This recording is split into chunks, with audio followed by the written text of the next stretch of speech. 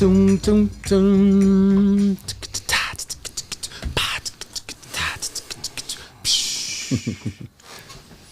a segue. Good evening. Welcome to ALTBAYS Show. Show 53. How cool is that? Yes, it's a beautiful Friday. It's a long weekend. There's a lot of people around. Maybe the family came to see you. Maybe you went to see your family. And look at you now watching the ALTBAYS Show live at 7 p.m.-ish. That's the thing with independent productions.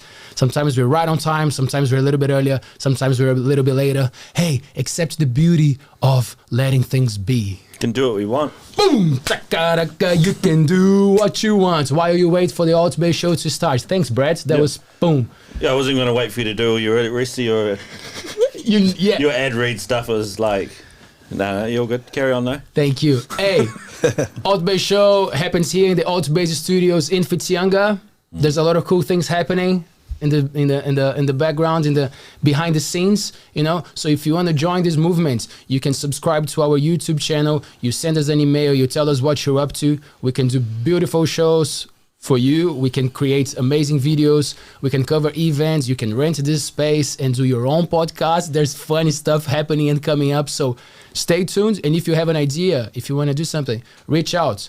That's what we do. We have a bunch of dreams and we're doing it. We're trying at least. And apparently trying is very good. You're moving.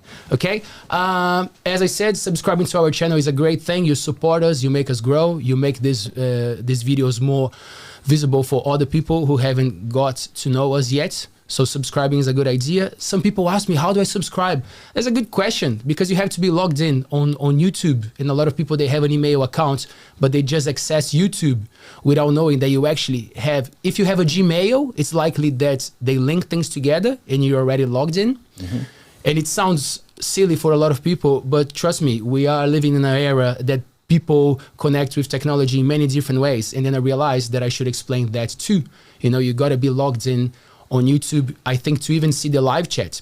Right, if you're is that right? Yeah, if you're on YouTube and you're not logged in, you're missing out on half the stuff you would see on YouTube. Why?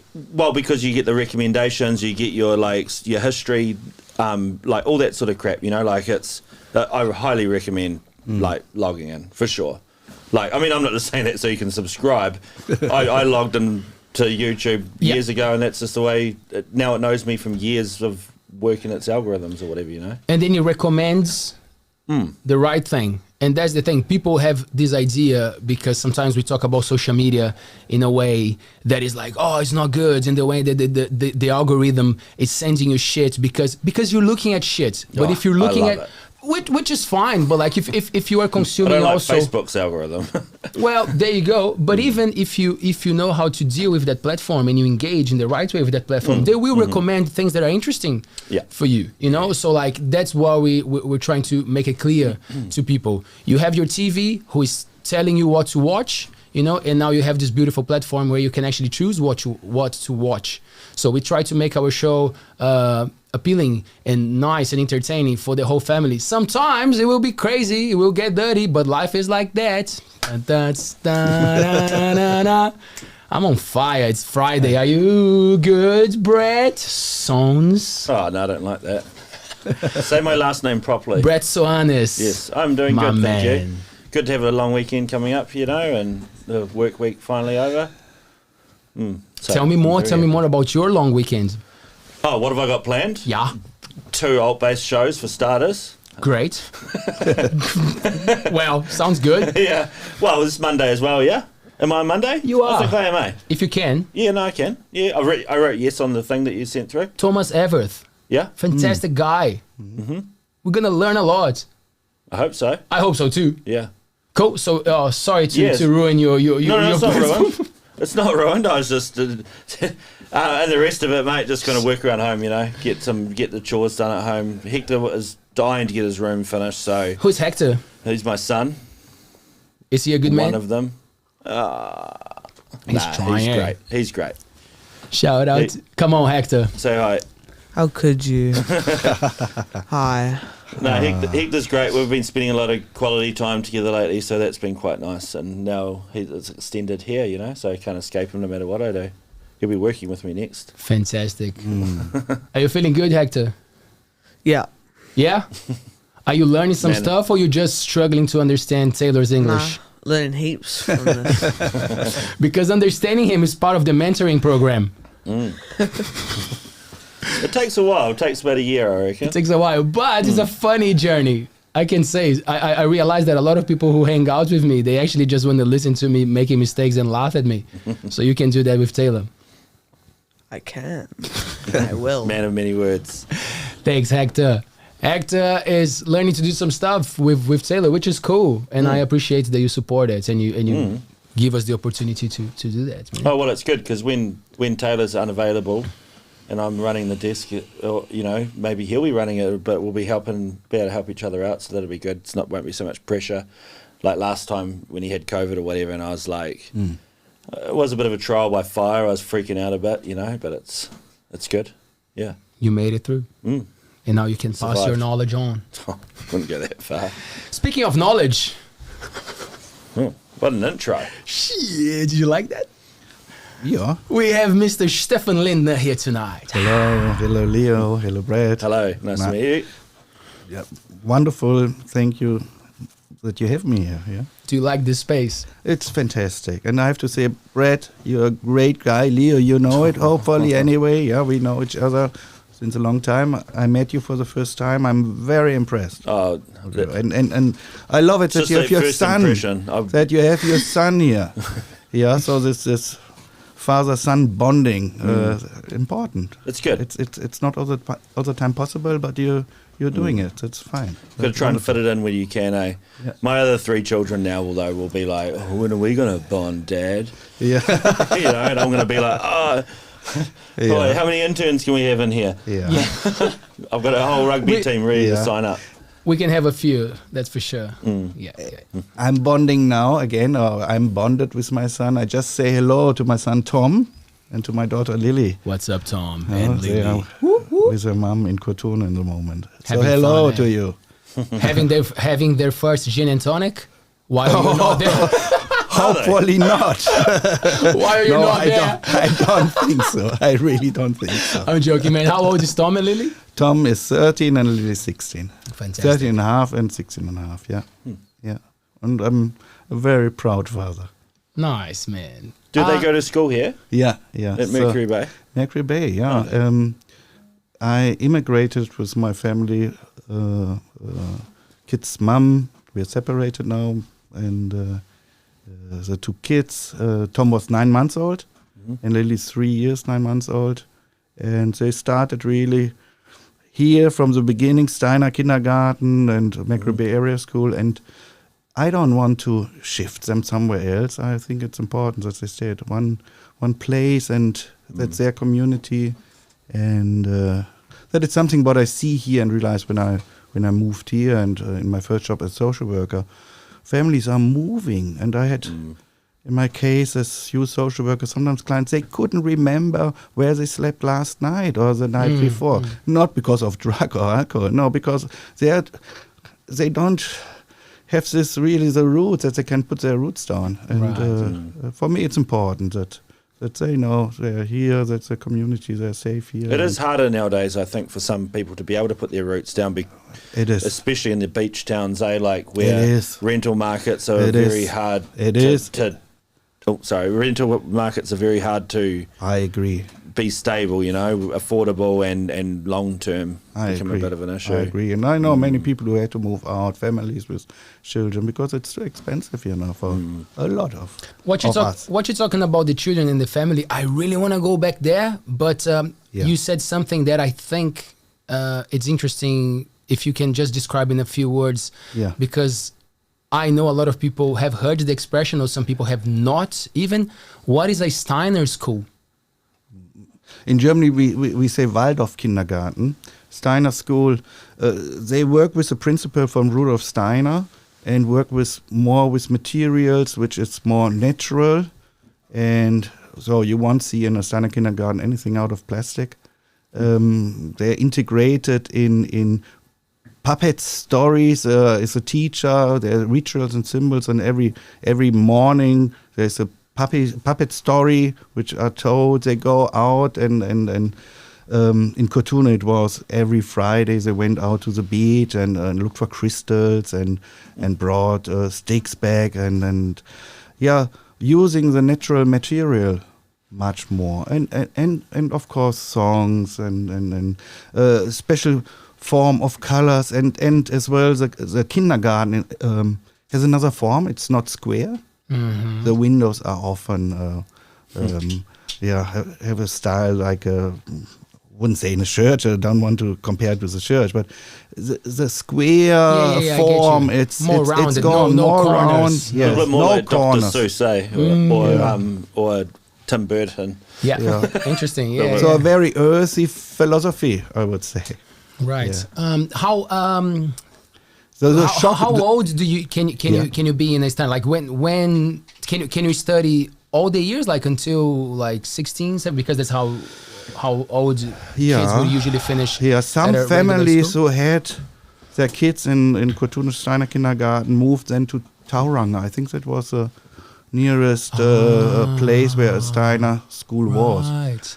But it's a private school and it's very expensive to get a child continue on Steiner with Steiner education. Yeah, well, I guess you have to put a lot of effort to create a kind of like I don't know if the word is alternative, but a different way of schooling kids when you have a system that's been operating for so long. I think it's a lot. I think it's a whole lifestyle, though. Correct. It's a holistic approach. So this academic part comes probably in the end of a Steiner school, so that it's a bit of the saying. They don't start with math and with whatever academic stuff. So it's more about garden work and art and expressing their bodies through dance and singing and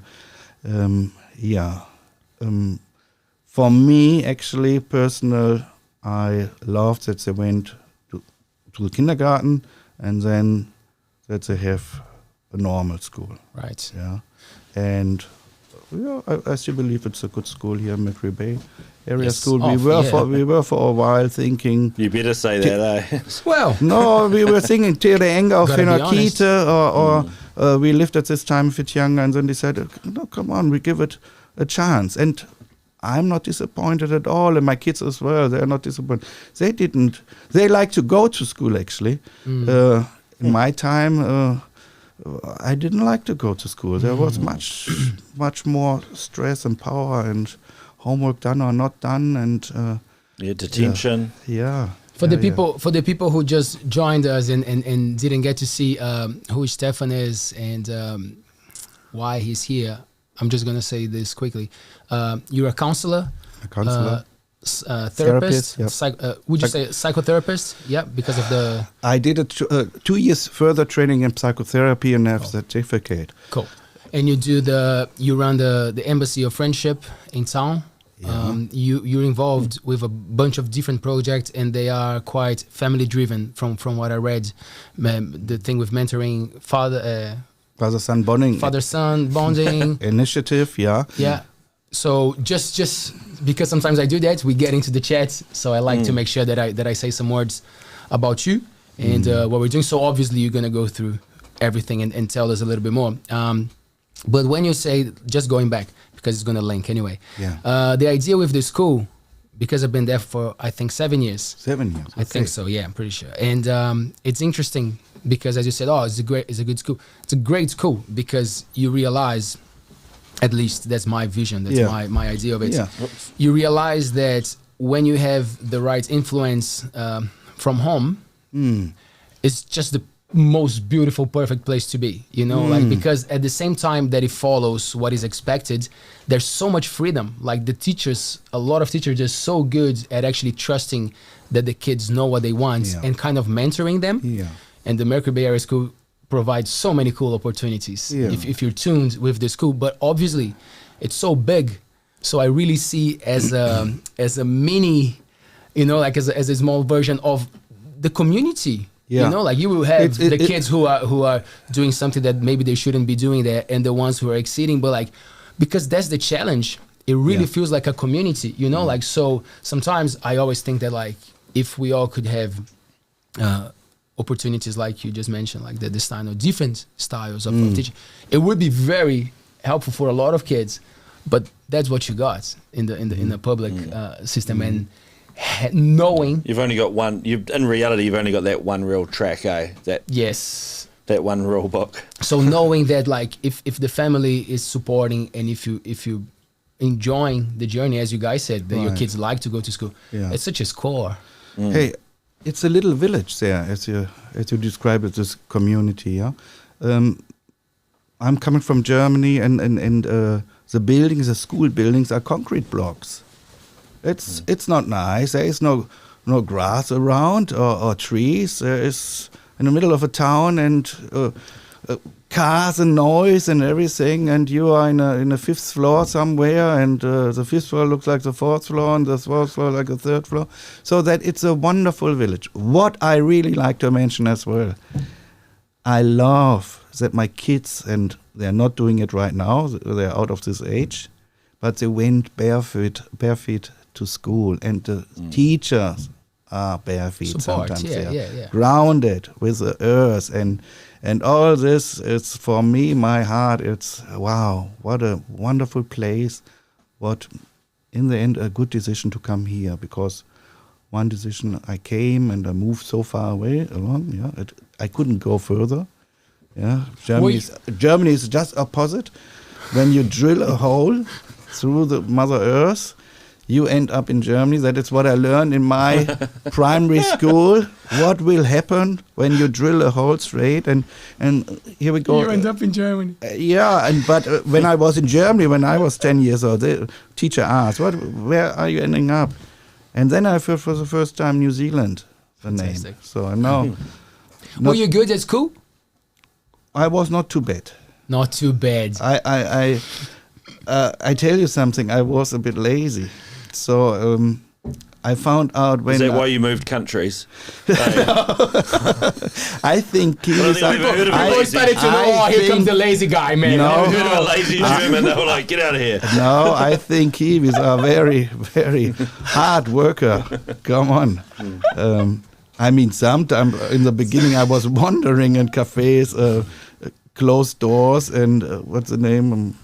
Back soon, I'm surfing or something like this. That I was surprised, but in general, everyone is very hardworking. So, and I don't know if that Kiwis? I don't know if that is. I don't know if that is good. Some of them. I don't know if that is good.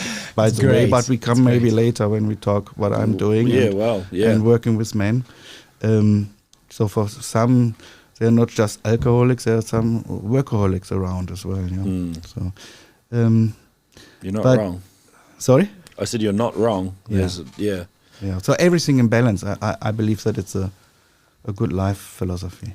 Everything in balance. Is there I know, say I won't say like if you prefer, but like, do you try to give more attention to male clients, or when you go for that you have a program like you had the men's groups? And I supporting men who are coming, and I would say in the moment I just can. In the moment I have 70% of my clientele are men, 30% women. And here we go. We are with 100. But of them are as well some couples. So when I work, I'm a relationship counselor as well. So we have couple counseling session, and often it is that we come up in alliance and that probably it's good if we do some work first with a man or first with a woman, and how should we do it, or parallel, then we come back after 3 or 4 weeks and we see, we give some homeworks and they try to do it at home. But yeah, I mean, in a relationship, often we blame each other. It's your fault, you. I hear often this, you are not doing this right, and people are not looking what they are doing, what they bring with them in a relationship. So it's often a chance for couples as well, to look in their backpack. What do I bring from the past? And that is often quite successful. Yeah. Have you ever felt like having a laugh when someone said something, like a therapy couple, and then they said something and you're like, don't say that. That was just funny. People it happen? Like funny moments? Not like not exposing people, but Hey, tell us their names.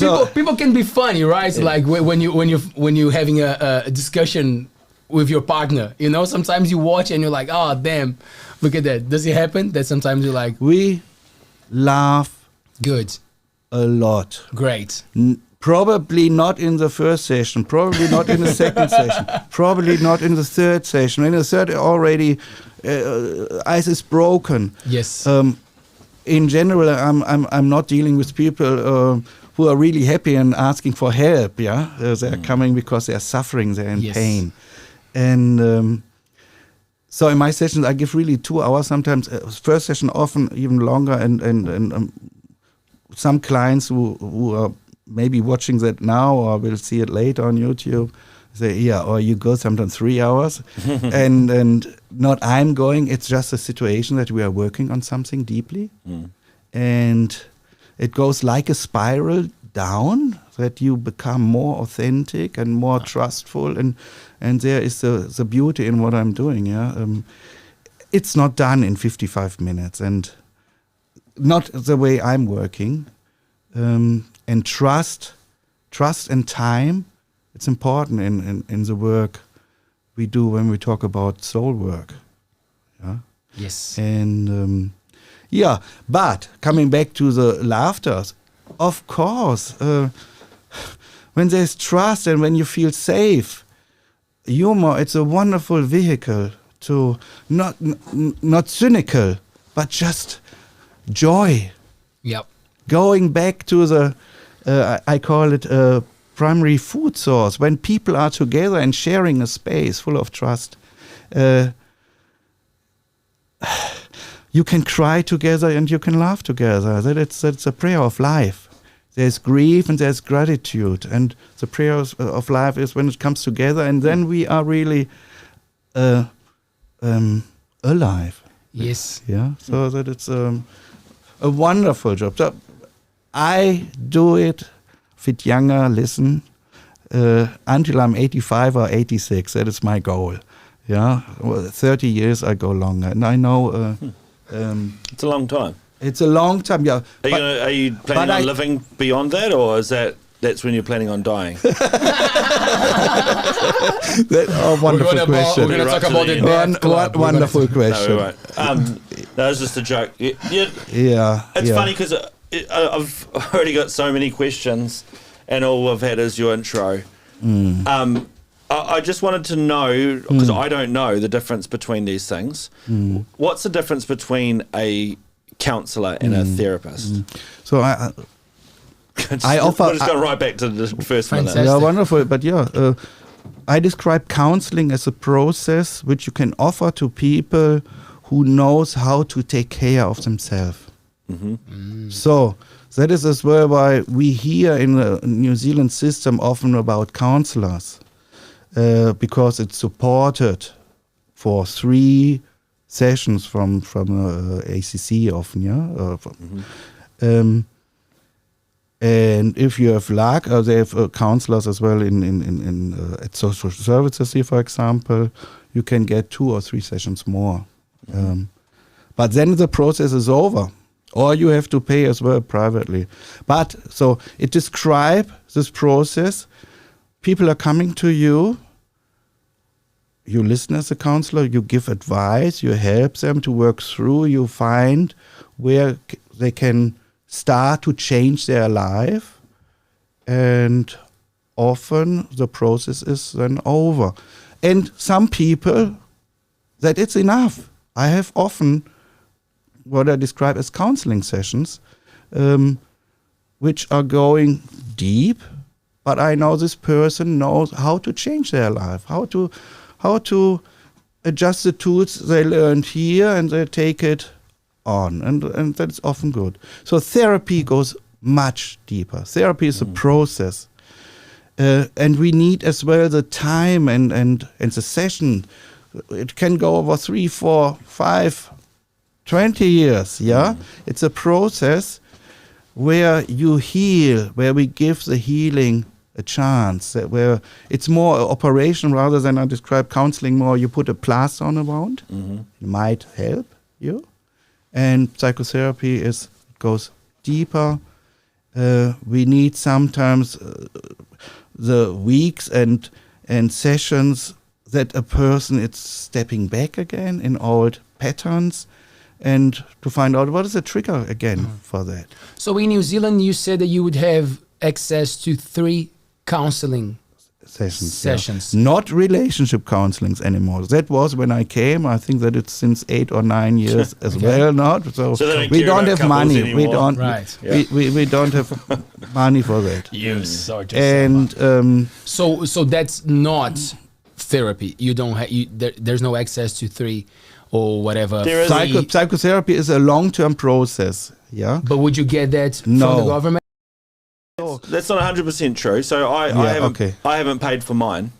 So I've done 6 months of therapy. Were you referred? Yeah, through the drug and alcohol system, like from the GP. Yeah. So the GP can refer to the DHB. Yeah. But it has to be more critical. Let's put it that way. Yeah. If you've got some problems and you want to see a therapist, you probably won't get through because there's other people there who have got like serious addiction problems or serious abuse problems and things like that they're trying to work through, and those people will get the help they need if they reach out for it and if it's available for them. At this stage, but if you're like go in there and go, man, I got some problems with whatever, they have to like triage you and decide whether you could do it. But you couldn't just go to the doctor and be like, I want a therapist for 6 months. They'll just go, prove that's it. not how it works. Okay. Okay, I know. Would that be right? Yeah. Stefan, are you choosing to do more counseling at the moment, or you do it as it comes to you? I do it as it comes. Yeah. So of course, when it's not necessary, I'm not keeping a client longer as it necessary. Yeah. And I mean, I'm an independent client anyway. They are just coming and paying me when they are happy with my work or with the progress they are doing.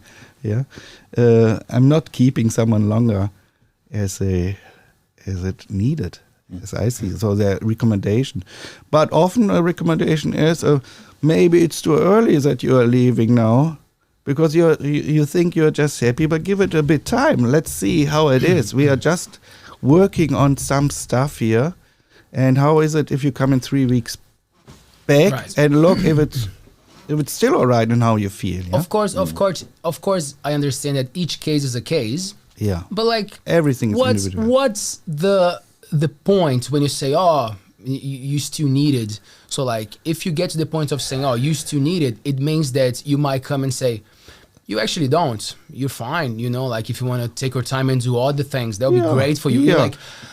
Like, what would be an example of actually coming and saying that to a person? It's when you realize that they are accepting what's happening and being able to have a laugh. Not getting to details, but like, how does it come to this thing of like, oh, you're actually all good.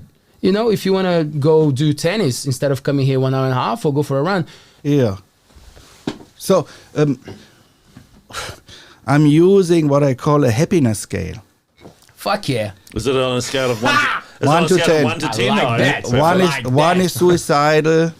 2 is flirting with suicide. 10 is I'm in honeymoon. Can't go better. Cool. So, I like that. Sorry, I mean to interrupt. What's 3? What do you think you're 3? I want to go through I need to know this whole scale now. If 2 is just flirting with suicide and 1 suicide, like is it an exponential curve? Like one client said I'm 3. It was just some weeks ago, and it was a woman. The honeymoon. I'm 3. Why you feel 3? And she said, I don't want to live like this anymore, but I don't want to kill myself. Cool. So it was a cool That's 3. answer. That is the 3. Yeah. Now that she made it as a 3. I like it. So I'm not the expert, of course, of the emotions, feelings, what is inside them. The client is the expert, and it's it's just this a check-in with them. So if they are coming over weeks, Stefan, I'm a stable 7. Stefan, I'm 8. And we talk what happens is, and then we get a feeling, and then we can decide. We decide together, of course. I think we slow down. I slow down. What I'm using, and this is expression, and I'm really behind it. I call it soul hygiene. So soul hygiene. How about we stop now with our weekly or fortnightly engagement? So it start often. I mean, I've in urgent cases I see clients day by day, but that didn't happen very often. But really suicidal men, I'm there. Doesn't matter. I put other stuff beside, and that's urgent. But the normal engagement is first weekly, let's say 4, 5, 6 weeks weekly, because then just the fire is on. Yeah, and it's a process to build trust up. And trust, again, it's so important for the work, for the healing work we are trying to do. And then 2 weeks, 3 weeks. So, and the soul hygiene is something every 3 months, once in a half year. And I have one client once a year. So, and he's coming, how are you? A check-in. A check-in. Where I am right now. Do I need to adjust something or not? Yeah. That's cool. How is he doing? Great, I hope. If he's only once a year, he must be doing all right, right? It's a $3,000 check. Shout out to the shout out to you who go see Stefan once a good breath. Yeah. Shout out. How low have you been to in your happiness scale? How low? How low have you? Personal. Yeah. Oh. If you don't mind. No, you don't have to. No, I had as well a time where I was, my kids are hearing, where I was feeling not really well. 3, 2.5, I would say. There was a bit of flirting. How would it be if I jump? And that is, but a long time ago. But what I found out is, when I jump, I wanted to jump really far from this balcony, that the newspaper will write about me, how far this man could jump. And out of this came as well an answer, why? What would you like to prove, or who would you like to prove something? And so it was, I wanted to prove my father something, that I'm a good sportsman. Wow. So, and that goes deep, and so I had an answer where I have to work on, and that is why when we talk about man's support, I'm a man, not a woman. I'm working with women. I like to work with women, But you would be a beautiful woman. Men have what I call father hunger. They need their fathers. And fathers in our generation, my generation, and your generation, they didn't have the time often. Life is stressful. And they never learned to be a father as well through the generation before. Yeah. And and there is a father hunger very often. You can't say it's one-to-one that I, in a way, know if there's a man coming and he has anger issues, or he's numbing his feeling, or he's suicidal. There is something wrong with his parenting or emotional connection to his father. Yeah. Do you sometimes it's as well the mother, the one who messed it up, but often there's a pointer, that men are missing fathering. Do you think we get attached to the father and mother words, and sometimes it's much more about the example, the one that you look up to, the father figure or the mom figure? You know what I mean? Or there's actually an element of the biological. Yeah. Because I know that some kids, they don't know the father, they never knew, but like they had a mentor and they're fantastic. They come out like brilliant, and you say, oh, he had a father figure. But you know what I mean? The thing with the biological thing, is it also like something that goes that deep? that we actually crave that connection? Is just pure ignorance? Nah, yeah, I hear a lot of stories. There is a man in our community who a lot of men, if they adopted or whatever, want to find out who is my real father. They want to see him at least, but they're not describing him as a father. So a mentor can be a father. So adoptive children, if they grow up in an environment with another man or with a stepfather, so that it's a father. There can be the same emotions like the same father, but there's still then a hunger. Who is my biological father? Yeah. So, but dad is dead. He raised me. He was there, or not there. But he was a primary source for me and my emotions. Did you have your father close to you? Did he raise you? Was he around? Yeah, he was around, but in this generation, I'm born 65. My father was working hard, and of course I loved him a lot, but he was not really raised. Your father passed. Passed 2 years ago. Recently, Stefan? Recently, no. Sorry. Yeah, last year, yeah. I couldn't see him. Through COVID, I couldn't go there. That was hurtful. But we can come back to it because in the end, I had often conversation on Skype or iPhones. So I have two sisters and they cared about him. They were around when he died. And they put all the time the phone on that I had time to talk. And he could say things to me and did. Good. Specific for me, which I needed to hear. So he blessed my future path. He said, continue. Now you did it so well. Go on. Because he was all the time very critical and wanted to have another Stefan. And I was choosing my own path. It's not easy, but I did. And there were some conflicts. And in the end, he was so loving, and he told me, and suddenly he could express, I love you so much, my son, and I'm so proud. And everything, I needed to hear that. That was a blessing. I was waiting 30 years before, 40 years before. Yeah? Waiting to hear it. But okay, but he did it. He was so clever. And again, I asked my two sisters, did he say so lovely stuff to you too? And my older sister said, no. Wow. But Stefan, I know that he loved me. I know that he was proud of me. So, but I realized he gave it for me. He was then so sensitive to say, Stefan is sensitive. He needs to hear it, and I want to make the rest of his life happy and share this. Yeah, and that was not easy. Of course, it was a lot of my personal work and what I did, and I challenged him and brought him often in situations where he couldn't talk about his emotions. Maybe I taught him something as well, that it's good to be open, that it's good to be authentic, that it's good to show vulnerability.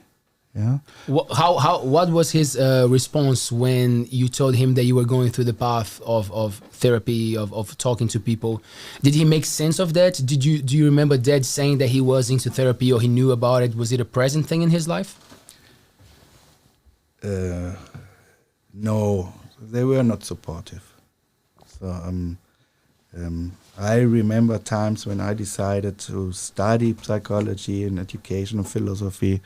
There were tears at home, and my younger sister, not younger sister, she's 2 years older, but I have a sister who's 6 years older, Kerstin, phoned me and said, Stefan, what are you doing? Mom and Dad are in trouble and in tears. They think you start to get crazy, that you leave the job I was working in. So first I followed the path of my father. I worked in the same company, and he had a good job, he had a good name, good reputation, and I was a son. And and I was lined up really early to have really responsible work to do, where other men around, they say, oh, you do a job people with 40, 50 here would do, and you are so young. So he was proud, and I did it, and I was an industrial salesman, and had a suit on, and really different. But there were meetings. I went on toilet and put my tongue out and said, "What are you doing? You play Monopoly here." It was not me. I was feeling it, and I saw around as well a lot of people. They were on autopilot. Yeah. They were doing their job, and I believe not really challenged, because if you do a job in an office work, then it's a challenge sometimes to put another statistic on, and they were not happy. That is what I realized in young age. Yeah.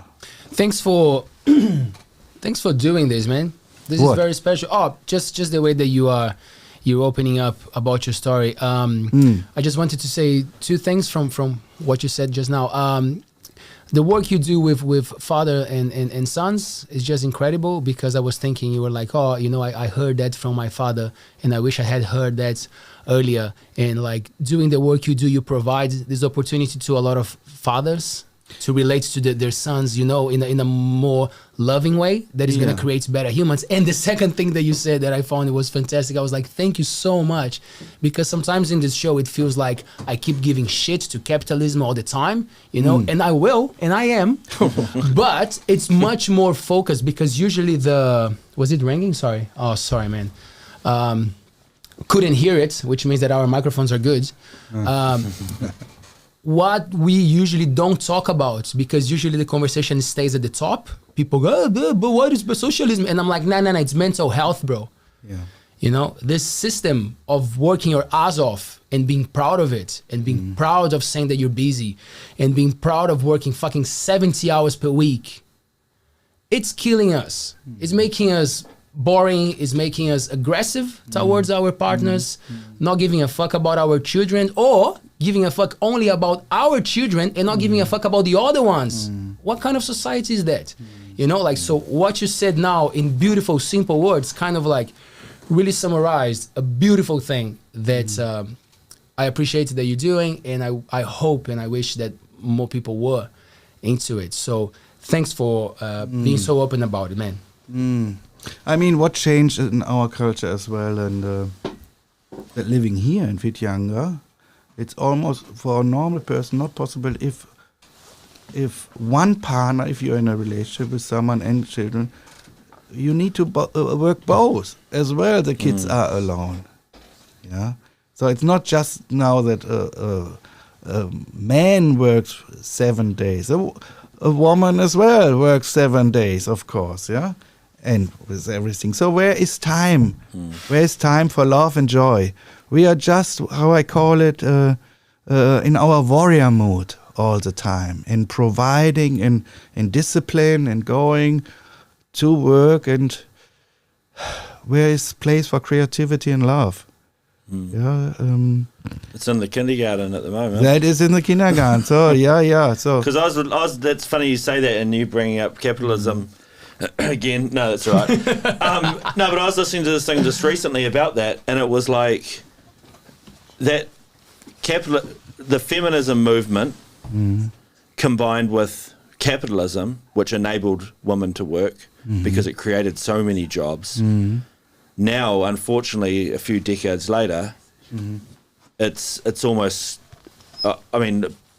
it's almost squashed what it tried to create, like we tried to create this world, this lovely world where women can do the same things that men can do, but all that it's turned out being is that women can just work as much as men do, or did, should I say, and then there's no time for the children anymore. No, but what is beautiful a concept is if a man works 3 days and a woman works 3 days. If that would be still possible, yeah. Oh, that would be awesome. And still, of course, time for men and women to meet as men and women, and not just in the function of mom and dad. In relationship counselling, I see it as well quite often. Oh, we have to go out on a date. Yeah, of course. At a counsellor, when was it last time that you did something nice with your wife or with your husband? Because there's never time. My wife is sitting here right now watching this and just going, okay. We have to go on a date now this weekend or something. I don't know. You do. Okay, Ange? Yeah, you do. We use that voucher. Leave the kids behind. Yeah. Do you regret having Sorry, kids? No. Dylan, he doesn't, bro. What a question. Wonderful having kids. Wonderful having kids. Probably he's your bro. Dylan bites. Ask Stefan if he regrets having kids. No. Ask Stefan how to say swears in German. Come on, we're all gonna learn. Brett and I, we're gonna repeat swear first, and then we'll talk about the kids. Swear? In German. In Swear German. words. Swear I words, know yeah. one. Which one? Scheiße. Scheiße. Is that a swear word? Scheiße, yeah. Yeah. Yeah. So how do you say It's the not bad racist, ones? is How it? do you say the bad ones though? That's what I want. Well, to know. Scheiße is... Scheiße is What- bad. pretty bad. What is it? No, What is Scheiße? Scheiße is poo. Is it Poo. bad? It's not It's not bad. You bad. say Okay, poo. that's No, all right. I wanna know the real bad ones. but poo sounds funny. That's true. But we say scheiße. Give some real something- ones. Give some like very like inappropriate, not good. Tell your kids to block your ears, kids. The German ones. The German kids it is, yeah. To be honest, I'm not using so often swear words. But you know them. Is that true? Is that true, children? No. It's, One. If I say now the One. translation from asshole, Good. Arschloch, is that all right? Arschloch. Arschloch. Arschloch. Arschloch. Du bist ein Arschloch. Du bist ein Arschloch. I don't You're like an that. asshole. Great. Yeah. Okay. So you that's don't regret enough. That having is- kids. That is the area I'm probably not so. That's not bad enough for my liking. No, That's I all right. know. I listened to Who is this Dylan? Dylan Bites. I don't know a He's Dylan on Bites. fire, man. Anyway, He's on fire. I remember watching a thing a long time ago, and the guy was talking about people from this generation that are opting to not have kids, and he was saying that for a lot of people, kids are like the light when you open the fridge, like you remember when it's time to remember how good it is, and then you're like, oh, I gotta say all these beautiful things about my children, but like if you don't bother opening it, you're like, sometimes it's like it's overwhelming, obviously, it's hard, but then every time you acknowledge it and you open and you see the light, you're like, oh, I love my children, and that feeling, it's very important and intense. But like I loved that perspective of like parenthood is not easy. And even I was talking to my sister last night, and she told me that she was like, that her good friend has a young daughter, and she's so honest about it. She's like, of course, I love my daughter. Like it's a kind of love that I cannot explain. But like she doesn't like being a mother. Like the pressure and the expectation of being a mother, because she thought before being a mother that like she would be much more like, oh no, you can do whatever, and then suddenly she sees herself being her mom. You know, so like it was a funny question, but like it goes so deep. It goes so deep, and I can tell you, I'm working with the words of reacting and responding to life challenges. The reaction is what comes really from the limbic system. That it's something what you got, what you was nurtured. And often I hear my father through my voice. And I reacted again. You didn't, Stefan. I didn't respond quite well. That was just this firing up. So having children as well, it's a good school to become mindful. To become mindful, and I freed myself up to say, I want to be now the perfect father. That is even a system what hold me quite long as well in kind of prison, in doing stuff, in stepping out of the comfort zone. So my new mantra is really, I'm good enough. I'm good enough. In what I'm doing, what I learned throughout life, I have something to offer, and I'm good enough. I don't have to be perfect. But through this thing, to be honest, you become better and better and better because you do stuff. That is what you said in the beginning. You try. We are all on trial. And so my head up in everyone who is trying to change the life, who is doing something. You just have to be good enough. You don't have to be at the first time perfect. That you will master it more and more in this realm of doing something and experience something. Brett, what part of being a father was surprisingly harder than you thought it would be, or you didn't even think of it and suddenly came to you and you were like, whoa, okay, whoa, okay, it's part of it.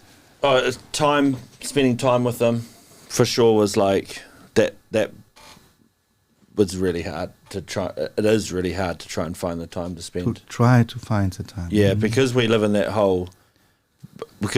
world where we've got to work 50 hours a week, you know, it's like, you go, like Hector, he's here to listen to it now, he can give me the whatever, but like, he'll be like, can you play video games with me, which is what we like. I like to play video games, and he likes to play video games, but I'll come home from work and he'll go, can you play Diablo with me? And I'll just be like, I'm too tired. I like haven't even sat down yet from my, you know, almost 10-hour day, and I'm too tired, and that's one of the hardest things is trying to find that time and energy to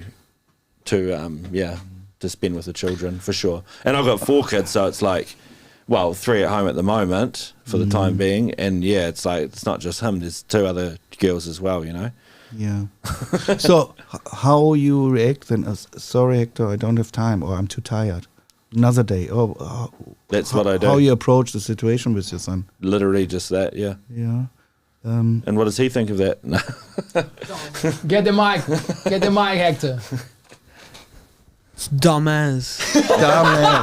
So Hector, at least is he good at playing with you at another time, or he only says that he will and then he never does? He only says he will, but he doesn't. okay. So, but Don't promise, motherfucker. I don't usually promise, or I'll say when I got time or whatever, but usually I don't. You know, that's why. So is that because I just asked you how you approach it. How about you say, but you know, for what I have time and energy, Hector, come here, and you give him a hug. Oh, he gets hugs. Yeah. So in that situation, you give him a hug. That's fantastic.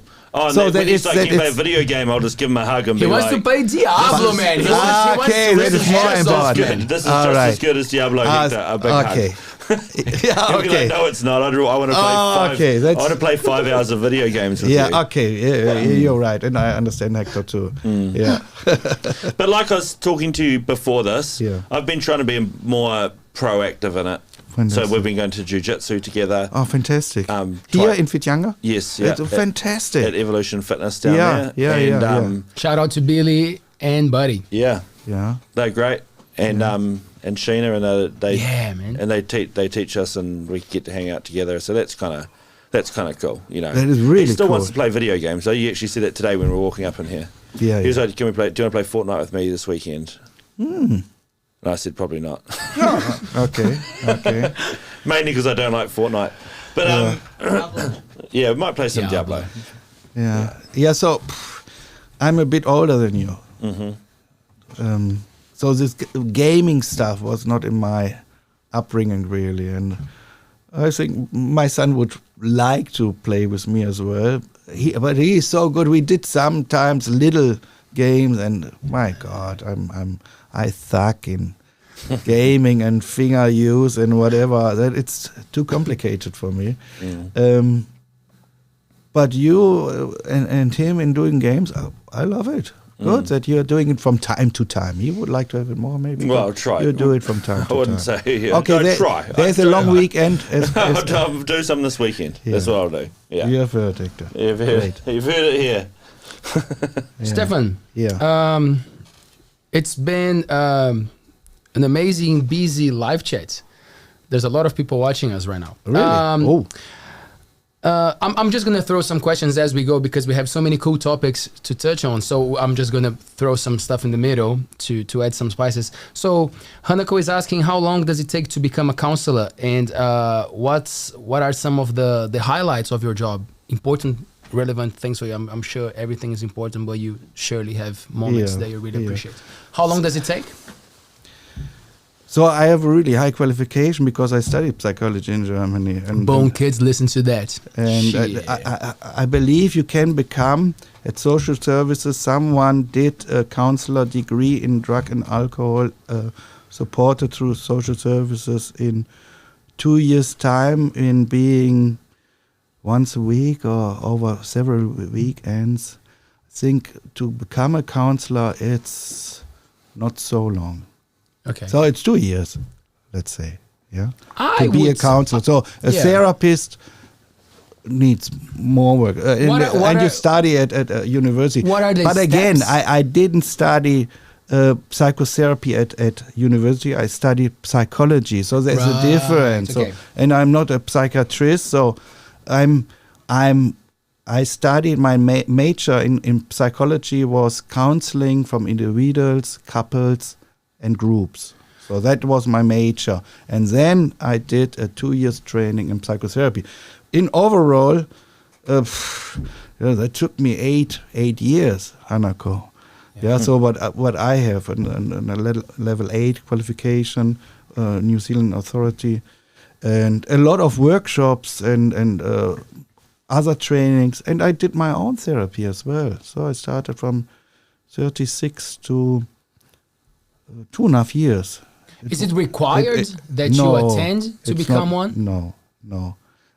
Is it common, But I common thought, practice? hey, when you study psychology, when you choose in not studying, coming back to my parents who cried and to the phone call, what are you doing? They can't understand you. Why are you leaving this job? And why, if you go to university, why are you not studying economics or law or finances or something what brings money? And I said, I want something what brings meaning. And as well, I wanted to understand myself better and why I'm here. What is the sense of life? So I added a bit philosophy on top of education, sociology, and psychology. Yeah? So meaning was all the time important. And there was this question, of course, in me. What means happiness? What means to be happy? What means happiness for you? Would I be the same, Stefan, if some other parents would raise me? So what do I bring in the DNA with me, or my talents, or from this ancestral patterns from the past? Is it still in me, or is it just I'm a black box, I'm a computer, and I'm programmed through the environment and through the socialization process? Is that Stefan Lindner? So I wanted to find out. And it's both? It's both. It's both. Spoiler alert. Spoiler alert. It's that is what I feel, and people think different. And to be honest, even in science, it's often paradigm change. Sometimes they think it's 70% the environment and just 30% DNA or ancestral, with the ancestral behavior and pattern social behavior. What goes, by the way, over 3-4 generations back, when there was someone with depression, deep depression, has still an impact on you. Yeah. And These are all proved things, Yeah. right? Yeah. That it passes through generation and DNA and cool. Yeah. Don't ask me the studies now. No, but I know, but I know because I got It into is. it and I read a little bit and I was trying to make sense of that when people say that like something that happened to a country or to a generation, like a war Right. thing or something like it 3 really to 4 slavery. In generations. Brazil we have this thing with obviously Yeah. with slavery, you know, like in all America. So one thing in my family I found out, and no one talked about it, my grandfather was adopted. New Zealand, of course. My grandfather was adopted, and the therapist at this time, and that was a group process, and he said, your suffering started in the moment when the real father didn't step up for your grandfather. And my grandfather found out, and I think when he was 10 or 12, that he was adopted. Yeah. So I understood a lot. Yeah, he was not really fathered. He was given to a farmer, and the farmer had 10 children, and so he was the 11th. They left him on the farm, and there are stories in me which I've heard of my grandfather had sometimes when I played card, when I visited him as a young boy, and then he had a little schnapps. Yeah. And then the second schnapps, Good and the old third schnapps. schnapps.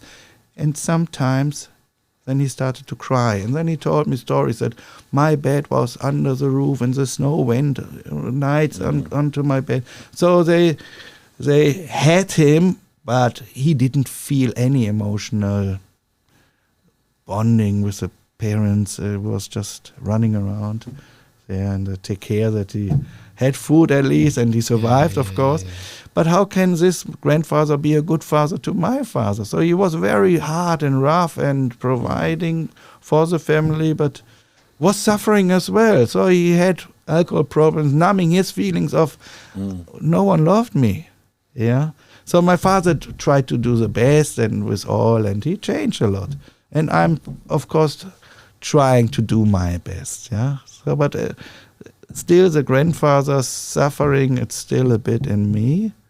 And the theory is that when I work through this stuff and I'm doing it and I'm on my journey, and in all what I'm doing, I believe I'm trying to live a life with integrity. That my son Tom, who's watching, you are free. Yeah, he is a happy boy. He's loved. He is. Don't feel the pressure, and not even the pressure. So I had pressure. My father was a famous soccer player in Germany. Not very famous, but in this local area. Oh. So there were at this time 30,000 people came, and when he played, and he was the scorer. He was fast and strong, and later he became a coach, and as well my coach. And he was in every game when I played. He was on the side, and he wanted to make out of me a national player. But when he was so good, his son needs to be even better. The unfulfilled dreams. And I was never so good. Do you know Pelé? Pelé, Of course. His son had serious problems throughout his career. He was a goalkeeper. Yeah. Edinho, hey Papa. And a lot of people don't know, but Pelé's son had problems with drugs, went to jail in Brazil, committed. Yeah. It's important, interesting part of Pelé's story that many people don't know. A lot of soccer players, or maybe rugby players too, I don't know, are depressed because of course, they want to fulfill, and a lot of kids want to fulfill the dream of the father and feel just the love when they are really good. And that happened a bit to me. So when I scored 3 goals on the weekend, I was a hero at home, yeah. But if we lost and I played bad, oh my God, that was not nice. I didn't feel love. What position did you use to? I'm a team player, to be honest. I was all the time midfield. Midfield, watching, boom, delivering. Yeah, I was my midfield. man. So, but just coming back to my son now, who is more free, and that is as well, when I come back in learning from our children, for the first time this year, he's not playing soccer. So he's breaking a family generation. Is he skating? Yeah, he's skating. Scooting. Yeah, but it was, I felt it in me. Let's talk about me in the moment, my feeling. Yes, please. It was a little shock. Oh, man. He is leaving the family tradition. No, soccer. And I meditated, and maybe we come later to this as well, meditation, mindfulness, a wonderful tool, which really anchors me in the world and is giving me so much. And there was really this joy that I observed that, and this little bit pain, and I could release this pain. It's all good. He wants to do, he's a scooter boy, and he loves it. And so I'm just laughing. He is at the skate park, and Tom, you don't need to play soccer. Flying. I love you. Tom, as you play are. soccer next year, mate. Do you do? Dude, that. Yeah. Oh man, It's hard because it's funny when you're saying So that. good. Yeah. I don't know your dad, but it's like I can see his pain in you. Yes. You know what I yes. mean? Like you're like, I'm totally cool with it. I'm totally cool. It's totally fine. I had this feeling he was in some stuff disappointed about me because I broke with so many traditions in our family. Yeah, and but we need to go our own way. Yeah? We need to be free. We are all free, by the way. We don't see it quite often. Yeah, so we can choose our life. Do you feel good about the relationship that you had with your father, Brett? With my father? Do you do some work on that? Or do I do some work on that? Like remembering how it was and going through, like, understand? Because it's beautiful what you're saying, because you, by describing your father's father, you understood a lot about the way that he behaved. Yeah. You know, like, and it feels like sometimes you gotta get older to get to that stage of understanding, especially you have 4 children, so you can relate to the struggles of being a father. How is that for you, Brett? Yeah, well, so my dad, this is all my observations. I've never even talked to him about it, to be honest. But his father died when he was really young. And he had a stepdad growing up, who he called dad and became our granddad. And he's lovely, a lovely man. But I did wonder if he lost a part of how to be a father with that. So how old was your father when his father died? I think he was like 8 or something like that. So he had a bond with real father. So he's the oldest out of that group. That's pain. He's one of like 10, but there's a group of 3 kids, and then that father died, or husband died, should I say, related to my grandma. And then she married my granddad, biological grandfather. He came in with 2 kids, and then they had 5 more, and then he died. And then she remarried again and had 2 more children. So it's a pretty big, elaborate family. But long story short, I wonder if he never learned some of the things that maybe he needed to. And then so he was a great father. I love him. He provided for us in all the ways he could, and he provided well. Like, we weren't rich or nothing, but like it provided perfectly.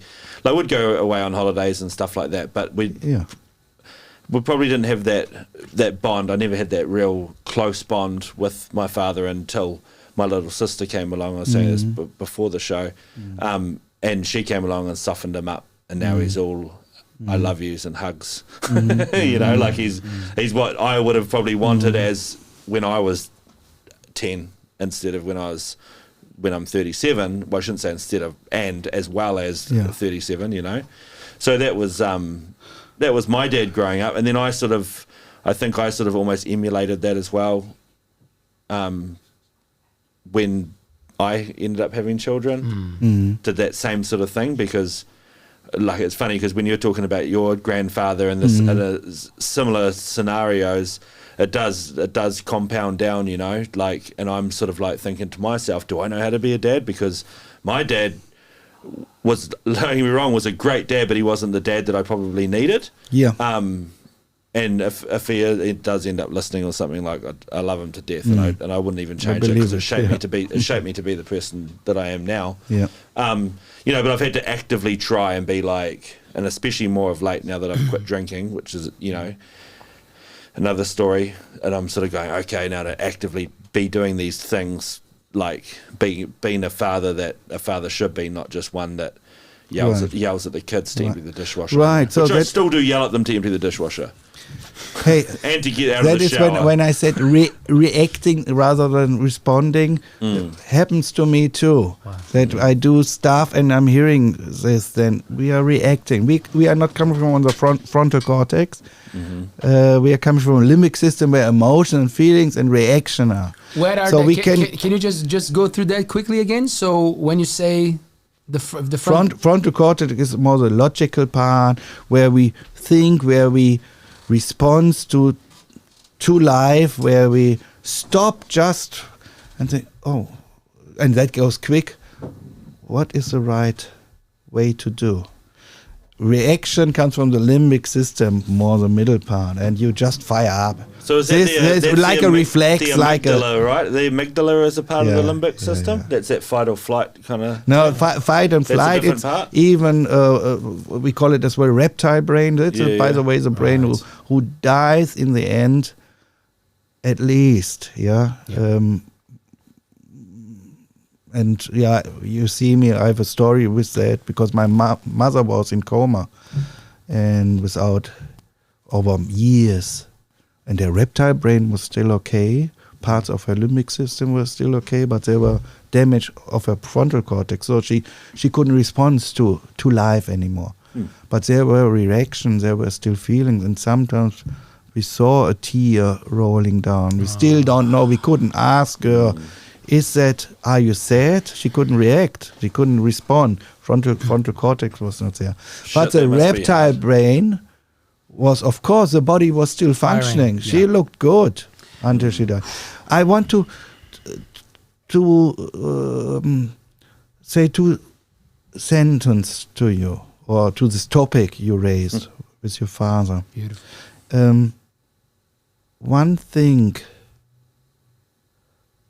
what was important to me when my father died, and he gave me his blessing, and he gave me this, there was a process, of course, in creating a space as well for my father, in coming out of his shell, showing vulnerability. I said to him just some days or weeks before he died, Dad, I know that I was not the son you wanted, that I would do the stuff. I did a lot of stuff you didn't want me to do, and I choose my own life and my own path. And now in New Zealand, and I studied stuff and work in a profession which you don't really appreciate or whatever, But I said, in everything, Dad, in everything what I did, I wanted to make you proud, even if it was not the stuff. So in everything what I did, it was I do it as well, not perfectly, but good enough. I wanted to make him proud as well, and he got it, I believe. That opened something up, because I love you so much, Dad. But I'm a free person, and I need to look what is inside me. And sometimes when I start to speak, Stefan, you can become a priest, you can become whatever, I'm not able to talk this language. That was a bit for him too much, but I don't know where this language comes from, of course, through my studies, but as well before something happened. I worked for 20 months. Instead going to the army, I worked in oncology, in a university clinic in Düsseldorf, 50 months on a cancer station. And I was a young man, and I met so many people who died, and I was part of this process of letting go, and as well I was the one who I didn't have a nursing degree, whatever. I was just the worker who made the beds and feeding the people and cleaning them. But when they died as well, there was not enough staff around, and they sent me all the time in the rooms. Said, "You're doing it so well. You're doing it sitting beside." Do you have to clean them after they die? Yes. Yeah, and we have to put them in the bag. I have to carry them down. But there was as well a relationship with this man or woman. How is that? Can you describe a little bit this experience of like actually dealing with death in a professional way? Because I wanted to talk about that. You mentioned breathing, that I want to go back to, and that connects straight away to not breathing. So how was that feeling for a young man to actually be, working, carrying, this is dead, I'm carrying this, I'm taking it there, I saw it dying, and carry on. I did it for a long time wrong. I see the situation as that nowadays as well. I couldn't talk to someone about it. The people wanted not to speak about death and dying. So I felt alone. And but I saw that I could help in this process, and that, man, There was rooms with neon light. A person was dying. I was knowing this. So first what I did was neon light off and did a little nice side light on and brought a bit atmosphere in it. I don't want to die under neon light and things like that. So, and I was holding hand and I was sitting still and but I couldn't talk really with someone. As well at this time, there was not go to a counselor or whatever. But there was one night, we worked 10 days full on, day shift, night shift, day shift, night shift, and then 4 days free. And in the 4 days free, I went home and but as well met friends and we go for beer and dancing. When I came back after the 4 days free, the night before, so in the morning, 6 o'clock, you sit with the nurses there, and there was a nurse, and she was crying and said, it was a horrible night. He died, she died, he died. They were all people I had close contact to. So in one night, 3 human beings I was knowing, they died in one night, and that was true. Then I broke down, and then I said, I can't anymore. And then I went to a doctor, and the doctor said, you know what, I write you sick now, you're on sick leave for 6 weeks, and I want that you celebrate life. You're too young to do this. And I give you the advice, look, check another job. It's not fair that they put someone like you in a position like this, dealing so much without any backhold for counseling or whatever, that I had to do this kind of work. How old were you? It was after school, and I did an apprenticeship as industrial salesman. Yeah. So I was 21, 22. For 15 months, I worked on this cancer station, and then I was working for 5 months. It was a nice job, an easy job in an operation setting, and they did eye operation. The Grey Star and things like that. That was nice. I just had to hold the eye and I carried some eyes, but it was so easy, and then I had to hold. Did other stuff what was easy compared what I did before, but that was a life changing experience for me. There I thought to do something meaningful, even if it's hard, and for the soul, for the feelings hard, it brings, I could find myself authentically giving something, being in service for someone. That brings reward. I had connections. Not like in industrial player and play Monopoly, before. Yeah. I think it's actually quite good as well. Well, good's probably not the right word. I think it gives a memorable life experience to be around things like death. Like, I think it gives you a bit more of I think it gives a better view of life view, like for the future to go, okay, I've seen it and I understand it. I got so much advice from people. They say, Stefan, you're a good guy. Do what you feel to do. I was waiting my whole life, and now I have cancer, and it's too late.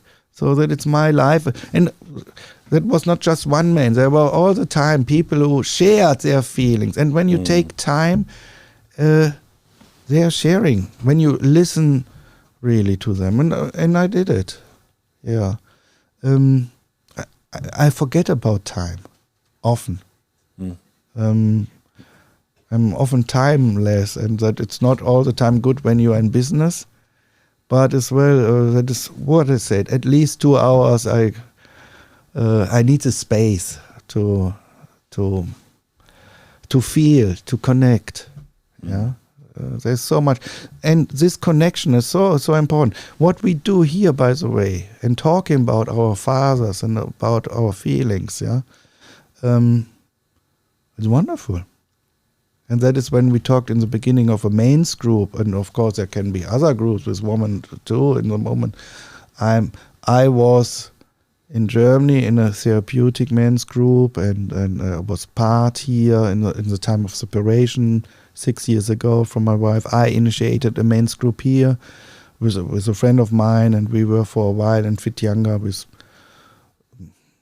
7-8 men, but life was for everyone busy, and we were just a core of 3 people then, and we melted with another men's group in Hahe. There was a men's group, and we came together. So I was part in Whitianga area for 6-7 years, the men's group. So that it's part where we talk and share, and where we learn how to be a father, and that it's sometimes normal that you share with.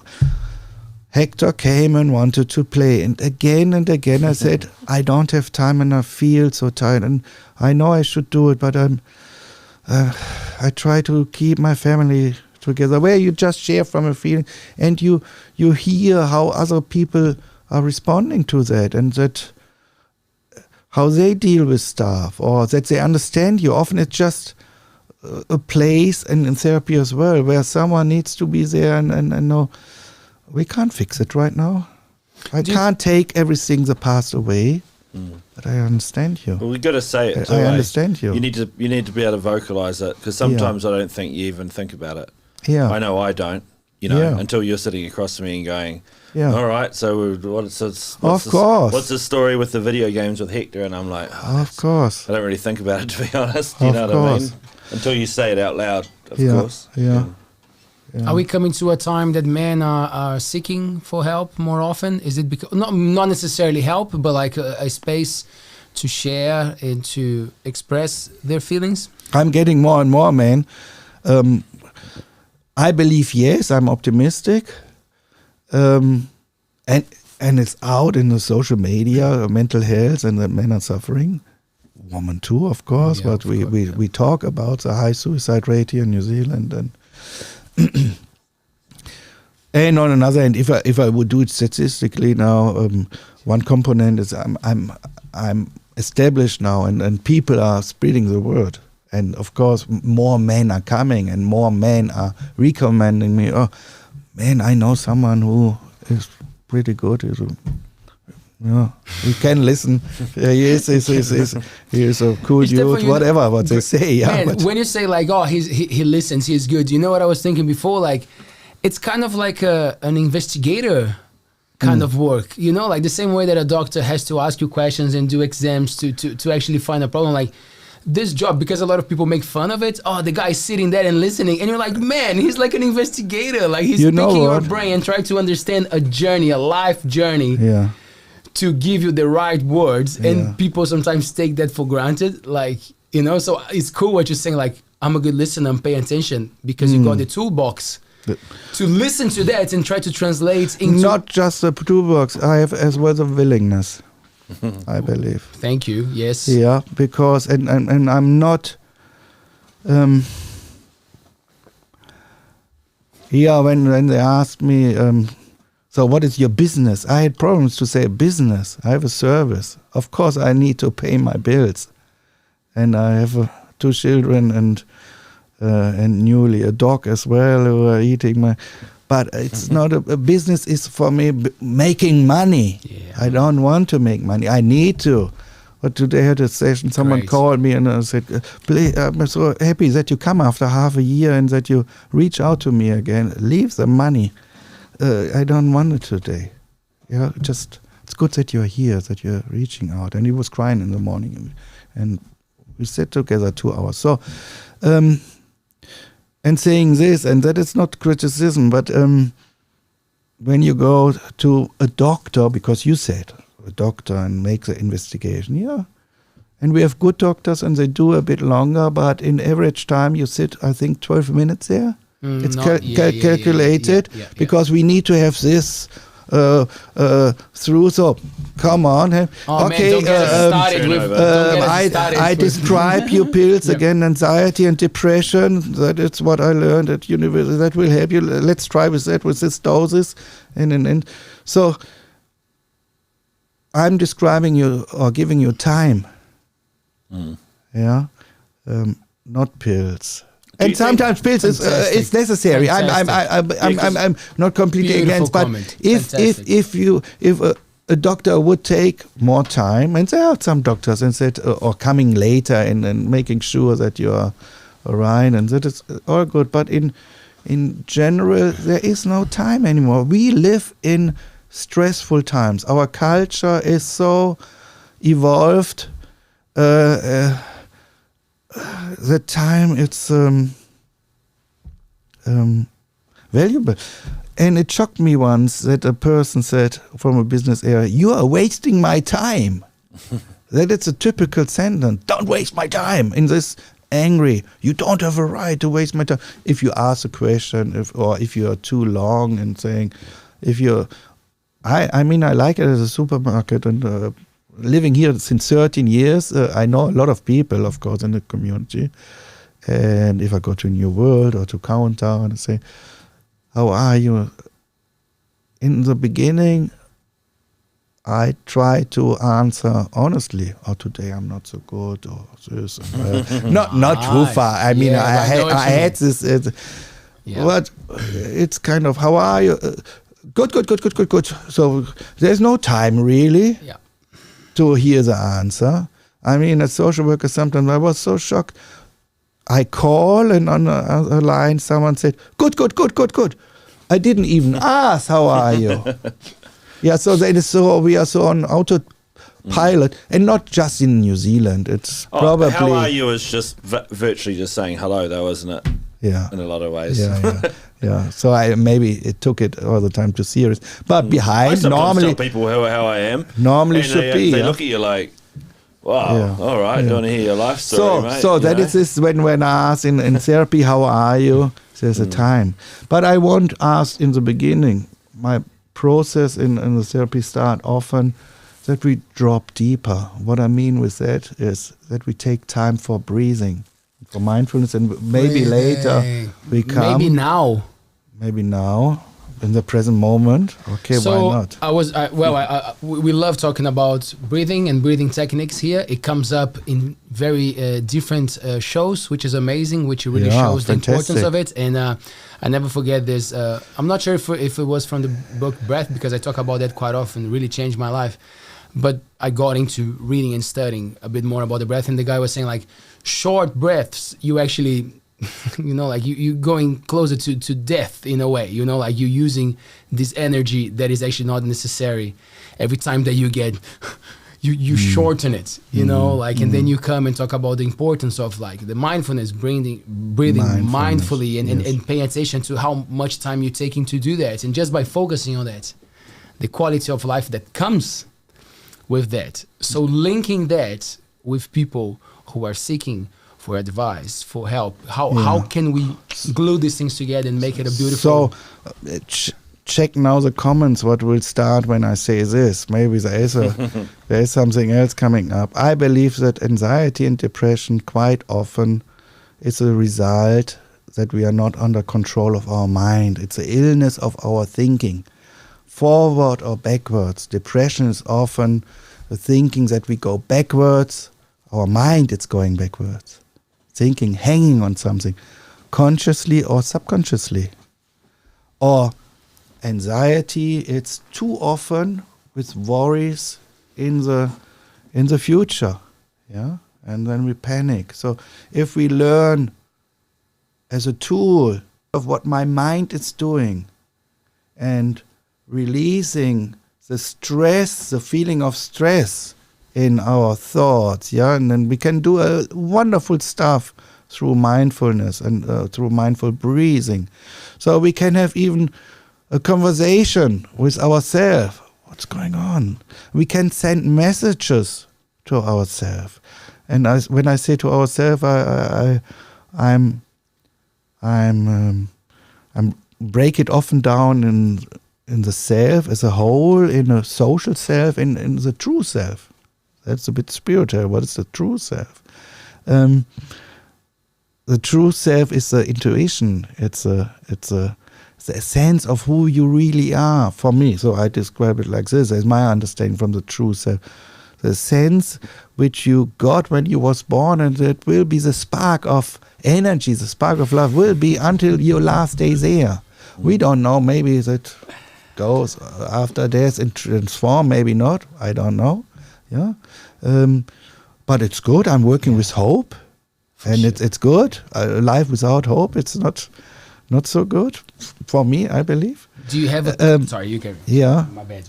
So this breathing, it's important in going deeper and deeper within yourself. And there you can, I use this word often, reparent you. Yeah, and then sometimes I'm using in my sessions this image for the brain, just from you as an inner child, from you as a child, when you was a boy, and then 3, 4, 5 years old, and with all your potential, with all your talents, when you was playing in a puddle with your stick, the stick was a boat, and you was a captain in the boat, and time was not there. You was, 5 minutes felt like you was in the present moment, you was alive.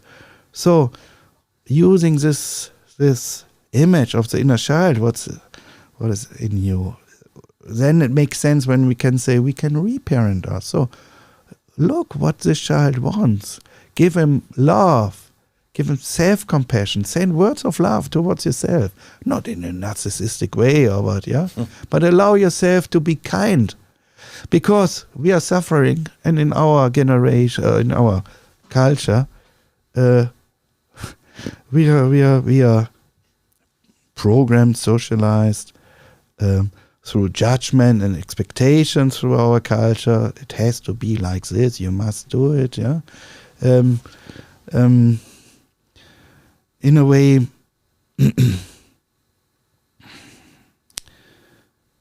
that we are not allowed, that we forgot to connect with that what life it's really worthy to live.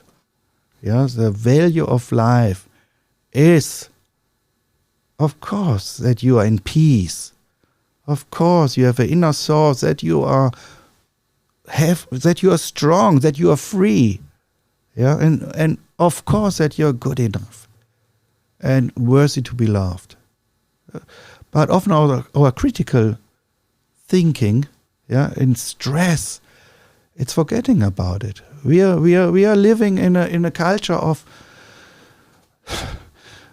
amnesia and anesthesia. So we are forgetting what is most important to live. We are on autopilot quite often. We forget that we are alive and we just have one life, and that one life is just in the now. So we are not living in the past anymore. The past was the past. We are not living in the future. It's a concept. We are living with fear and worry that can happen, and yeah, it's as well, but just concepts. It's not life. Life is just right now here, and we forget about it. And another thing, when I say anesthesia, culture of anesthesia. Is it English? Anesthesia? So I say what I mean. Yeah. You numb your feelings. Mm-hmm. Yeah. We numb, we forget, and we numb. So in one way, our culture leads us that we forget why we are here. We forget about life and that it's important, that you're a father and son, that it's the most important stuff. We think on business, and that is maybe more important, and it's often not. We forget why we are doing it. We are doing it to be the best father we could be. Ask your son what he wants.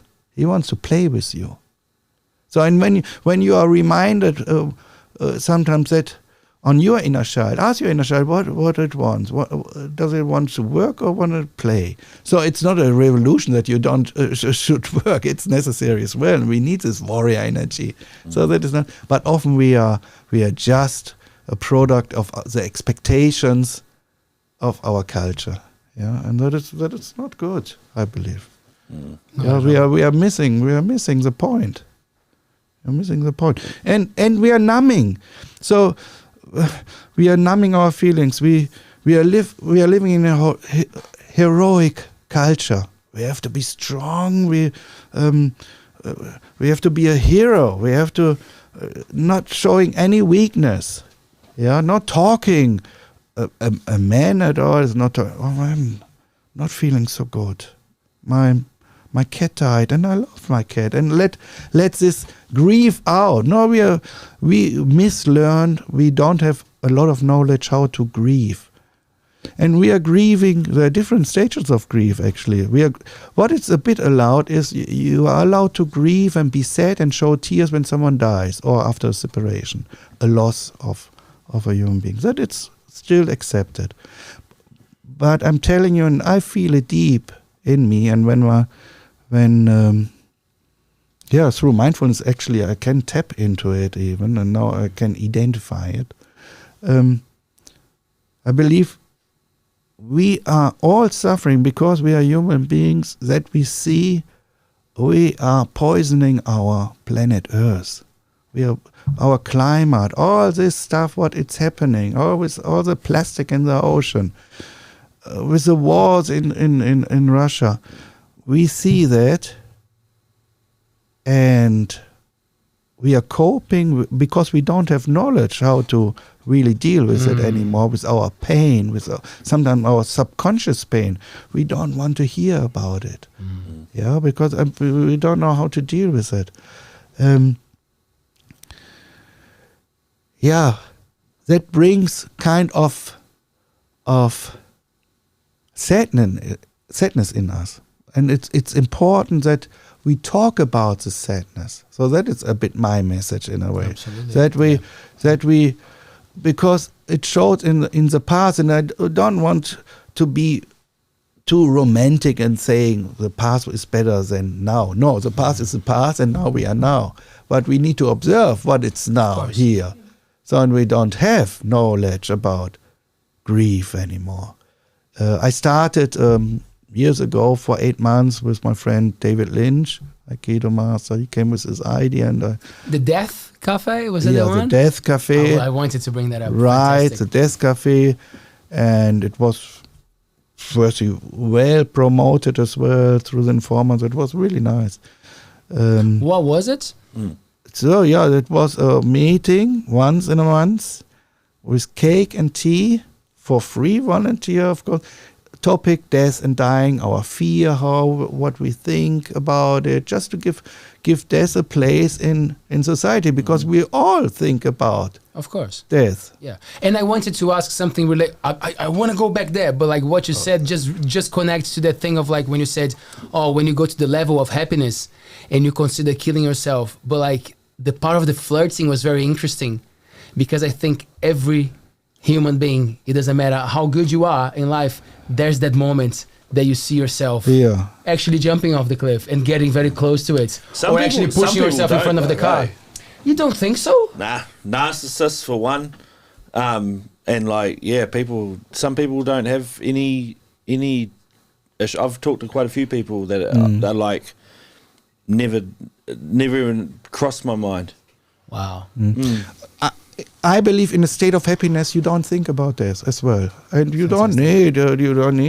So when you are happy, you are on this happiness scale on 7, 8. You don't think with this. This flirting is 2 or 3. Yeah, I've seen people as well where they're pretty. Their lives aren't awesome, but they're still like. They still don't want to go down that route. They still value life, even though their life isn't great, which has always confused me, because as soon as my life isn't even just a little bit great, it's like my automatic go-to as a person is to automatically think down that line. But some people don't. I don't know. Right, but I think I even value meant life too in much. a way. No, I understand it, but like I think what I meant was kind of like, sometimes you're feeling good, but like there's that second. It's like those people that when you go to a cliff, everybody's keeping some distance, and there's always the one who goes a little bit closer to the cliff. And sometimes that guy, it's the coolest, like, because I've been to that situation of like just thinking of myself in a risky situation that I could die or kill myself, not necessarily because I'm depressed or sad, but like just that 'cause you flirt. wanna- you're like, just, yeah, I wanna flirt, just just okay. that flirt, because I liked the word flirt when he said, because like that's kind of what I meant, like not necessarily that you are on that dark side of that moment, but like it's just that thing of like, ooh, imagine, like I don't know. It was just something that came to me when you mentioned flirting with death. It seems like a human thing, because we don't understand, because we don't know what comes next. Because a lot of people, they live thinking about what's going to be next. Yeah. And sometimes but I have to say, people who are coming to me, I call it just flirting. For them, it's really serious. Right. Yeah. How you describe it right now, and you are on fire. I see it. I'm going to the cliff, and then I'm flirting. I could jump or no. You are not in the state that you really would jump. When I mean flirting, I know it's a nice word. The flirting, yeah, because you mentioned the level. Obviously, but I got people, they are ready. Really, the they results, think about it. They take it as an option of ending their life. But often as well, they feel alone, and they feel I can't change anything. So my role as a therapist in this situation maybe is being with him. We can't fix it right now, but I understand you. You're not alone. Yeah, but you don't need to do it just as a therapist, as a friend, as a neighbor. Of course, we all can help. We need community. So on that, it's one thing coming back to the stage of grief and we separate. This culture is we are living in separation. We are living not in friendship anymore, in tribes. Yeah, we are living all our own heroic life. We all need our own big boat and our own car and our own house and with a fence around, with everything. This communal space, it's not really here anymore. If you go in a city, you live in houses next door, maybe 30 years, you don't even know the name from the neighbor or what they are doing. Yeah, there is no exchange anymore. I believe we are not wired. Our brain is not wired for a situation we are living right now. Yeah, through our evolution, we are more wired. Yeah, it's just since 100 years, and of course, our brain is really, the top computer, the best computer ever. But no, our normal wiring is that we say that we live in a small tribe, and that we say, "How did you sleep last night? What did you eat? What did you dream last night?" So when you wake up, that 40 eyes are waiting for you, and that you are there, not in stress, yeah, and that you sit at night together around a fire. Again, not talking too romantic. That was a past, but our brain didn't develop so quick like our technology. And again, social media is wonderful because that gives suddenly a lot of groups and peer groups. They can communicate suddenly, and like I could do it with my father over Skype. Wonderful, there was connection. But often, we mislearn to be together and to speak from our heart. Yeah, to speak from our heart. Stefan, please. Two great comments. One is a question, one is more of a comment, so I'll just read both. Stefan, how do you know when I need a counselor? Thanks, ALTBAYS, for this fantastic show. Thanks, Dane. Thanks for tuning in and supporting us. And then there was a comment just below from Dylan. He says, you know you need a counselor when you feel like you want to die. So if you want to answer the question and kind of like touch on that, because we're talking about that anyway. I think I like Dylan. it could have been a funny one, but it still connects and relates to what we're saying. So yeah, ask me the first question again, please. When do you feel like? When do you know that you need a counselor? What stage that you have to be into? When do I know when I need a counselor? Again, each one needs to feel it. When is a point there that I'm in this hole and I don't know what to do anymore? then it's good to reach out in any way. But of course, I know as well, some people are so depressed they can't even reach out then. So maybe even a bit before, you need to observe how you feel yourself. But those people probably wouldn't need a counsellor then, would they? They probably need a therapist if they're at the point where they don't even know how to reach out, I'm guessing. Yeah, you makes a difference. Yeah, that's right. Yeah. Yeah. Would it be like, because I went, it's funny, going back to the whole medicine thing, you know, like prescribing medicine,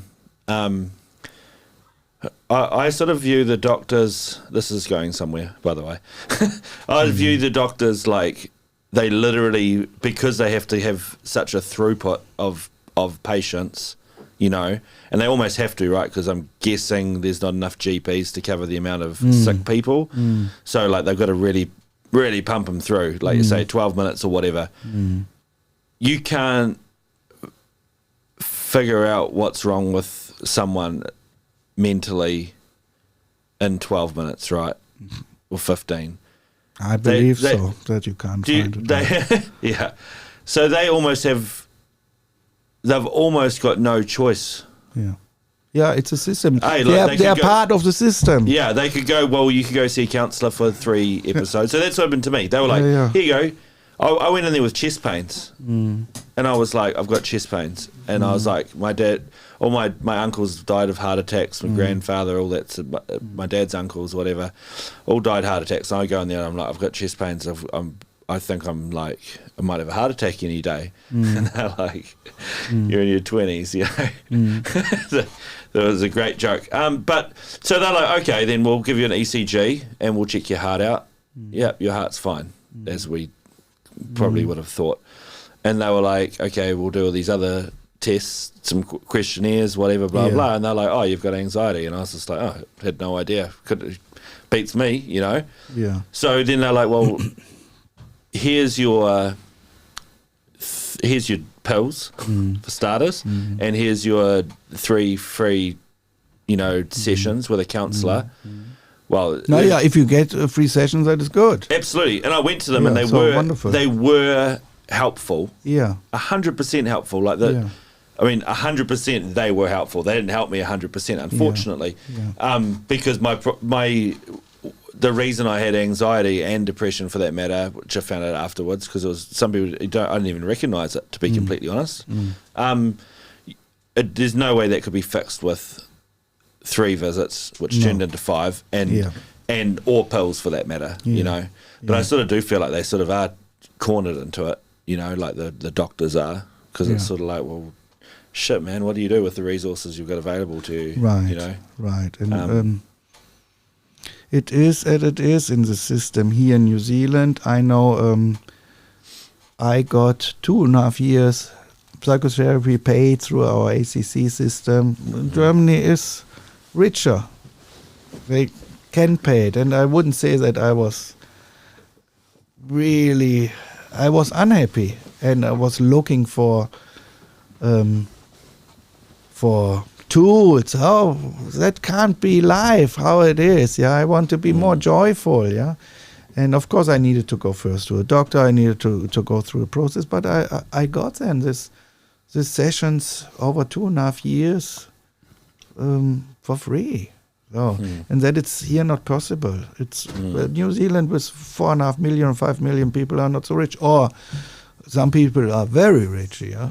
But the system, it's not so rich. No, I saw it as social worker, really. When I worked 5 years for social services as a social worker, through that I got my immigration, by the way, so it was possible how I set everything up with immigration authorities. And it's good, when you get it done, isn't it? Oh, my God. Oh, yeah. That was the hardest battle in my life. That was harder to get all my diplomas. You need to prove so much to come in if you go over the long-term church list and show everything. And my God, and expensive. I met a guy who kept the letter from immigration. He made a thing to put on his wall. That's me. Do you know? That's me. I helped with the moving, man. Yeah, it's true. That's Well, me. like it's a So certificate, you- like it's a Yeah, you know, Like it's a degree. the envelope, the envelope of yes, like a degree. it's Yes. like a degree, really. But that it's another story and maybe another time. Maybe the New Zealanders need to hear that and stop bitching about New Zealand when we've got all these people like you two. New Zealand must be a pretty sweet country, right? You know what's Do funny, New man? Zealanders need to buck up and go, New Zealand's actually pretty awesome? You know what's interesting, man? In Brazil, we don't talk much about New Zealand, right? Maybe now, because the world's getting smaller, people are getting to communicate more. But like when I grew up, it was always an idea that America was cool and Europe was like the shit, you know? Like if you would move, like I don't even remember thinking about the possibility of moving to Europe. And then I realized that like my family has the Italian thing, and then it could be a thing, and then you're kind of like, wow, but it's always flirting with that epis, like this amazing thing of being European. Fast forward to a moment that I'm living in New Zealand and meeting all these amazing Swiss, Germans, you know, like Scottish, English, like people from Europe who come to me and say, yeah, Europe is great, you know, like it's a great lifestyle, but it's a lot of pressure and we love New Zealand.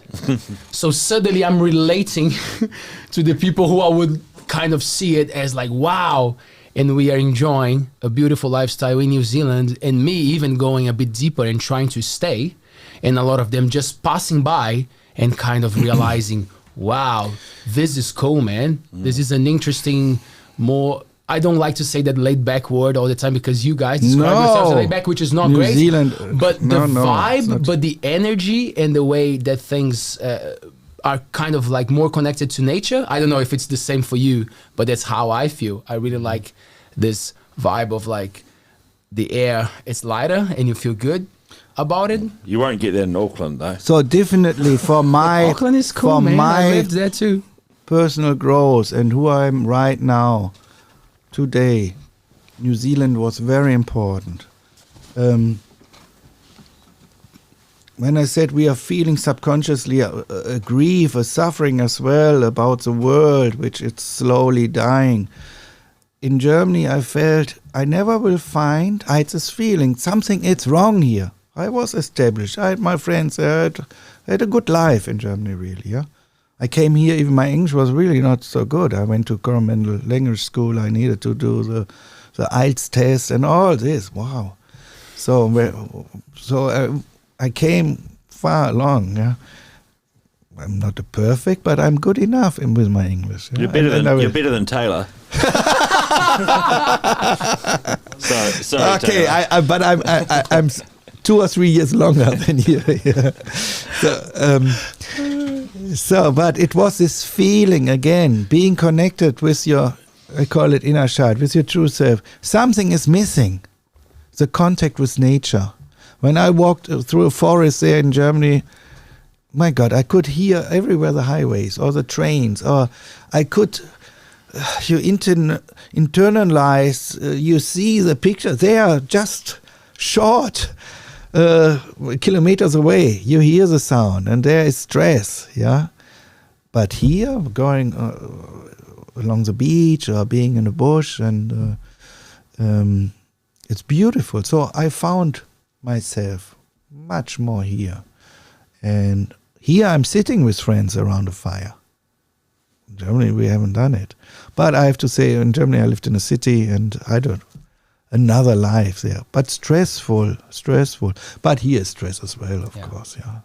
Other form of stress. Coming back because we parked. I have the feeling we open some cans or some areas and we are not going really deep. That's the beauty of a conversation. Yeah, man. and with 3 people. Just finish this thing. It's important for me to say to the doctors and back to the pills and the time they don't have. I just want to say everyone who is working with other people to support them, and the doctors and the nurses and everyone, they are all trying their best in their capacity. And you have to ask you at some stage, would I like to still work in it or not? So I resigned when I was 50. I said, I can't support this anymore. My manager is saying, I'm working too long with this client, or I'm doing this and that. And seeing as well, if you work with young people or teenagers and something is happening, they had to get out of the family environment. They were just put in the same family environment, just with uncle and auntie. Something was missing. We didn't have the alternatives like in Germany. It's just not here money-wise. So, but you need to ask yourself, I'm going along with it and I'm trying my best and it's fantastic. Or like me at some stage, I'm changing something in my life. So that was an awakening for me at some stage.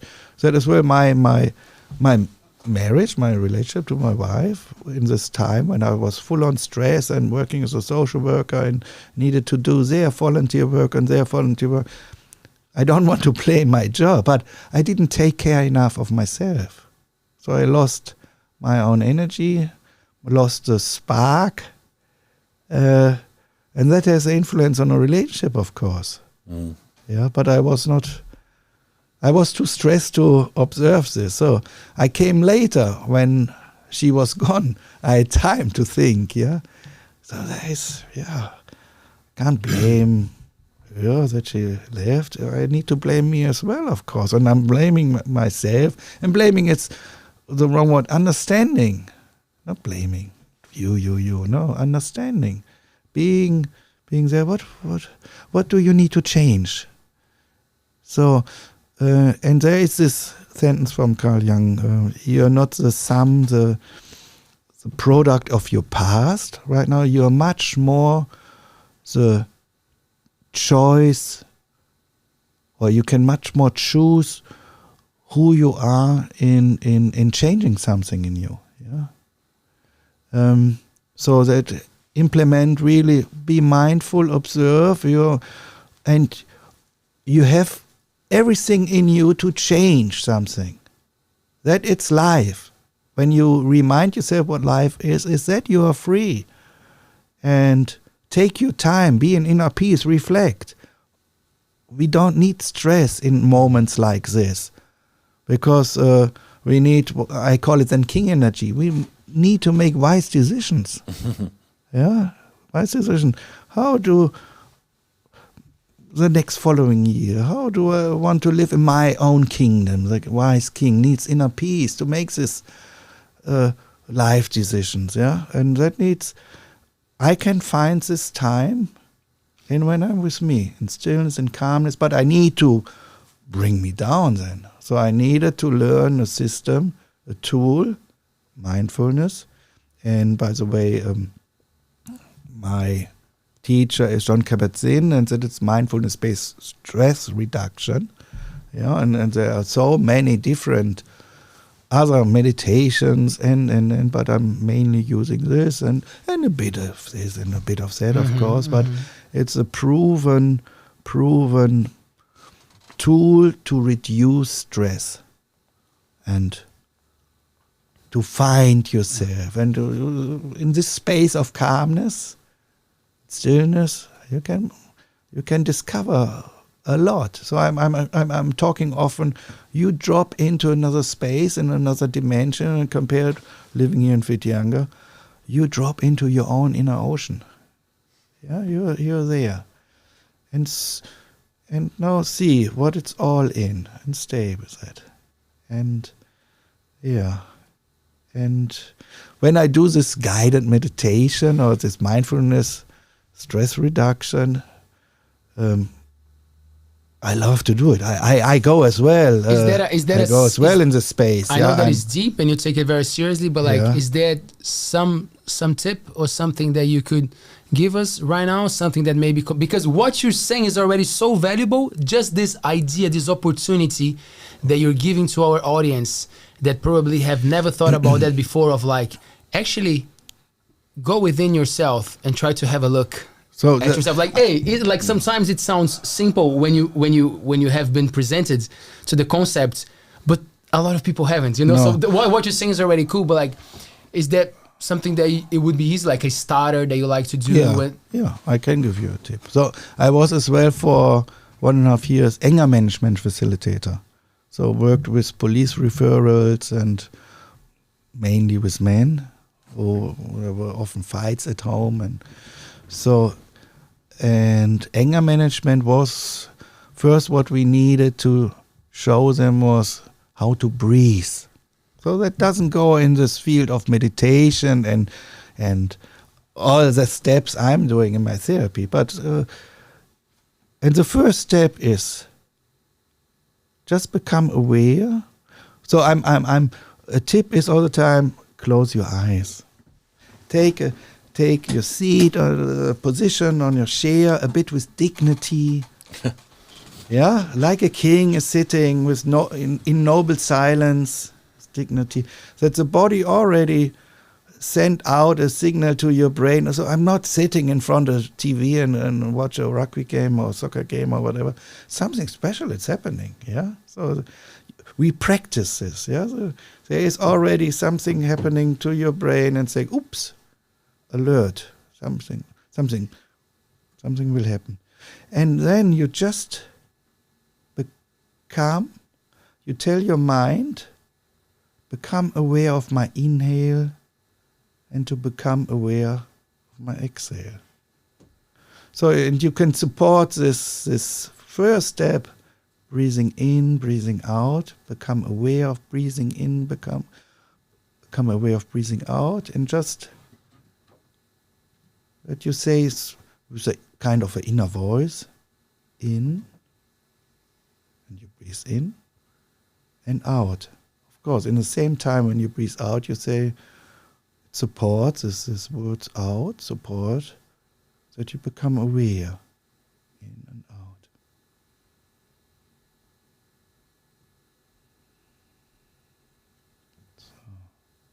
And research shows in average it needs 6 inhale and exhale that the heartbeat find back to a rhythm again.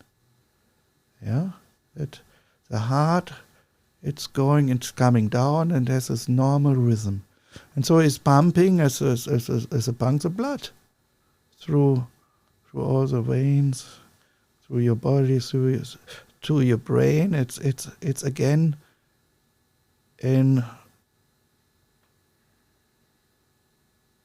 a way, in a calm way, that you can enter the door to your frontal cortex, and there is a thing that you can respond to life again. If you're in hectic and stress, your heartbeat, it's not pumping in a rhythm. Yeah, it's irregular pumping. Yeah, like on a extreme form, fight, flight, and freeze. It's arrhythmic pumping. Yeah, so we can, with awareness, bring our heartbeat in a rhythm, and that calms you down, and that is the first step already. And then you go deeper.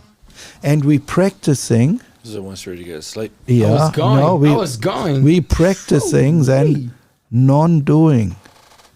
For people, when you meditate, and if they would watch through the keyhole, and what is he doing?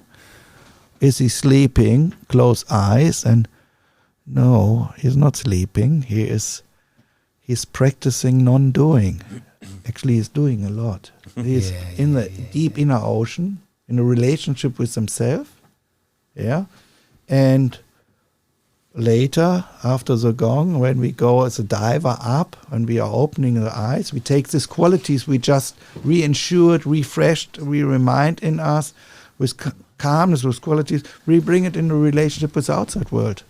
And then we are much calmer, we react with much more peaceful rather than angry and stress. Yeah. So, but you need to practice it. It's not done when you do it once a week. Oof. So. Wow, that was amazing. I want to change subject. Yeah. but kind of not, because you mentioned couples. Couples. Yeah. What's some useful advice or words of advice would you give to couples? First of all, I love to work with couples. There is a special dynamic it's wonderful as well if the couples really come to work on themselves. Yeah. Most are coming. Sometimes it happens that I have to guide a separation process. Yeah, it's already done that nothing can heal, or they are At least do it at peace and do it in a respectful way. Yeah. So the question was advice for couples. I mean, I don't know the dynamic. It's quite broad. Yeah, but I like it. Stay in contact. Stay in contact. Cool. So what I give all the time is my fourth homework is give a hug at home daily with awareness. Hug your partner with awareness.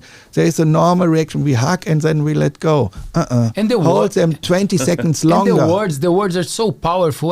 Like the way that you're relating to them, you know, like the tone of voice and just how you approach a situation. Hey, sometimes we forget there is another human there, and you're kind of like, oh, because we're together and we love ourselves and we're doing this together, it feels like you can let it slip sometimes and be a bit more, you know, like kind of have to remember that kindness goes such a long way, regardless, and just the way that you relate to. I need to ask you now, because I'm puzzled. Jesus. You said you need to. So are you talking, is that your belief or is it me? Oh, sorry. Because no. Session one from relationship counseling as well. Speak in I language. I wanted to say like seeing from outside, probably speaking to myself and to anyone. Yeah, but it implicate when, and that's happening often in partner conflicts. Right. You are doing, or it is all the time this and that. So learn to speak in I statements. Yeah. I believe you don't love me anymore. And you don't say, you don't love me anymore. Yeah. That's not true, the other person would say. It's not true. Of course I love you. And then the fight is there. Yeah. So, but if you say, I believe you're not so, the person said, sorry, darling, that I gave you the feeling that I don't love you anymore, but I love you. Yeah, so speak in I language.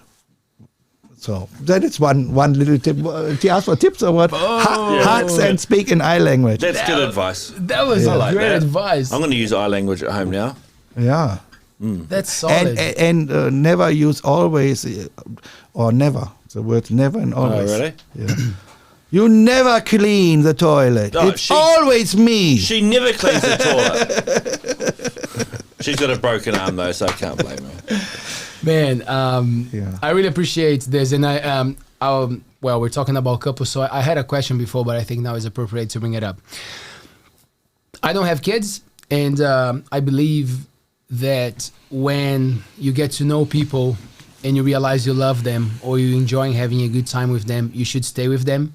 And you should also be mature to realize that sometimes it's done and it's better to move on, and someone might suffer a little bit more than the other, but it's better than actually carrying something that is not sustainable anymore.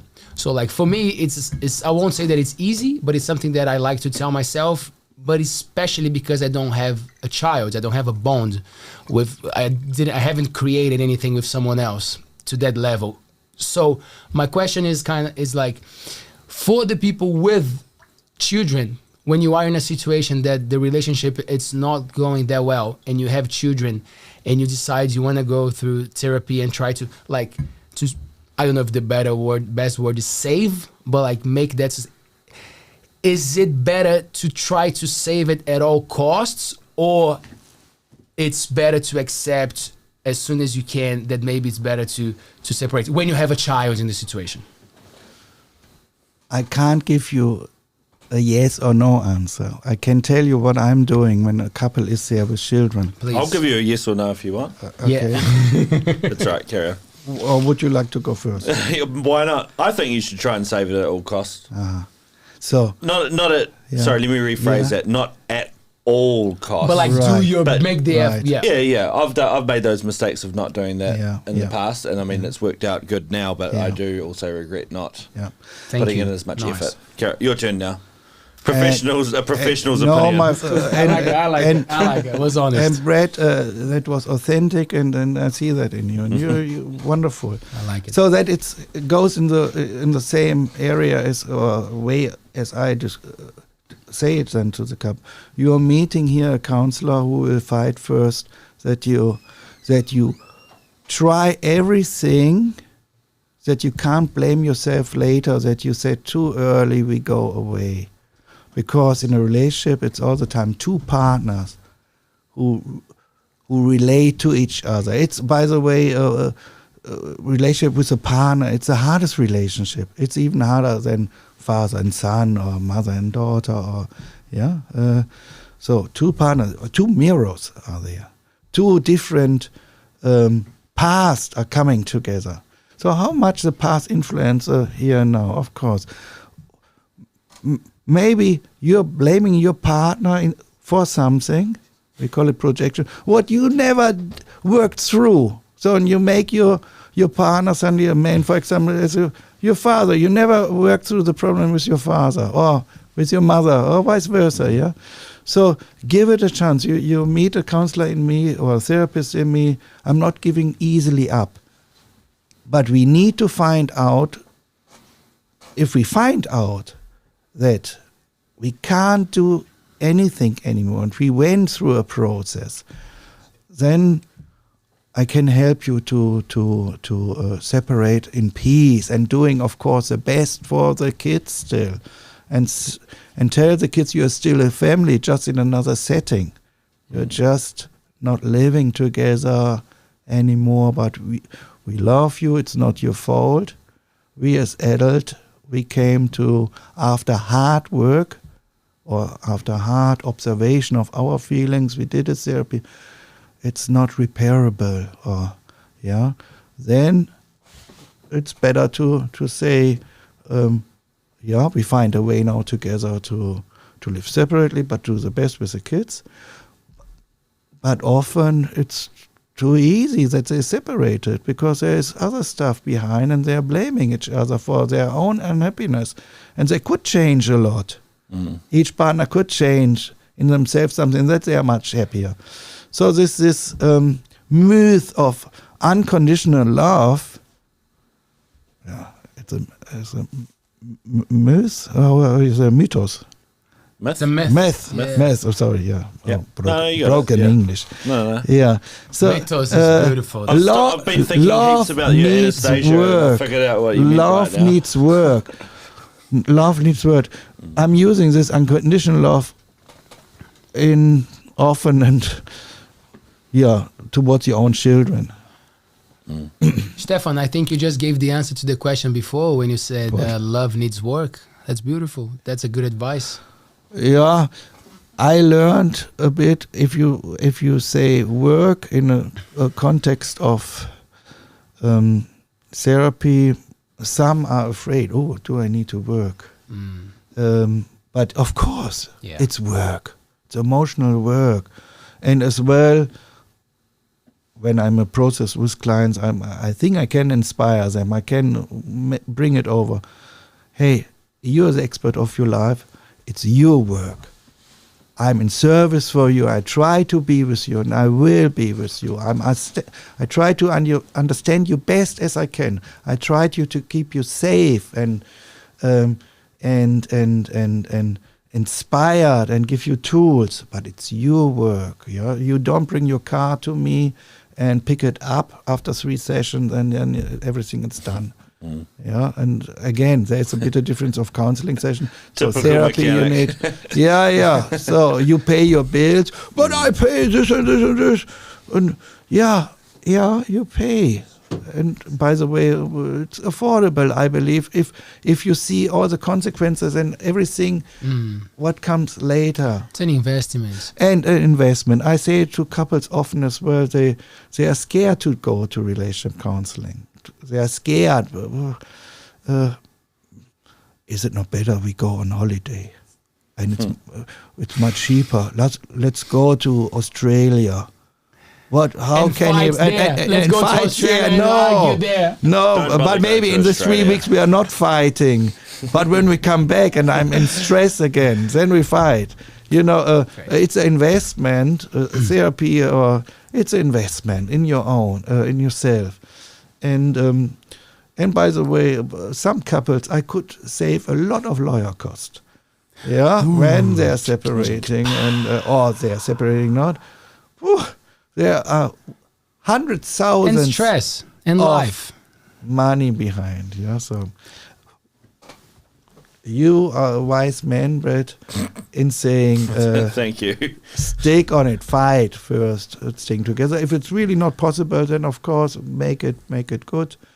Try to be a friend with your partner. Do the best. Don't move away even, because the kids are suffering. It's good when you stay in the same area. Yeah. Stefan, could you please tell our audience how we get in touch with you if we feel like we deserve a good investment in our lives? And because I see it exactly the way that something that we can keep it for next conversation. There's always that argument of like, oh, everybody needs or would do good with some therapy. And I think that's debatable. But what I don't think is debatable is the fact that you're going to get something out of it. So the way that you said as investment, I see it as truth, like I support that idea. So, and this is something that people from the live chat, they asked, please tell us a little bit more of like how to get in touch. You do online sessions as well, right? So it's not limited to our area. Yeah. Please. Yeah, I have clients in Canada, in France, in Germany as well on Skype. So you can do sessions nice. sessions in German. Yeah, I have to say I believe in your charming French. Don't try to escape of that. Can you do some sessions in French as well? I've heard that. Can you speak French? Man. Can you speak Latin? No. Can you speak Latin? I studied 9 years Latin. I wondered that because when you were trying to say myth and you were like, Mythos. I was like, Mythos. we can speak Latin There's too. some Latin there. Who is this guy? But what I and we all know the Latin sense or the two words carpe diem. Yeah, there is not a lot of. What's that? Is that seize the day? Is that what it means? Something along those lines? No, use the day, live the day, use the day, carpe diem. Yeah. So what is possible? And I got all my clients, which I have in Canada and France, Germany. Not. I had one session in Hawaii with a person in Hawaii. They were here on holiday, Fantastic. and they met me, and they went to my space, the Embassy of Friendship, and we built up a trustful relationship. And I'm still doing the soul hygiene session. One woman who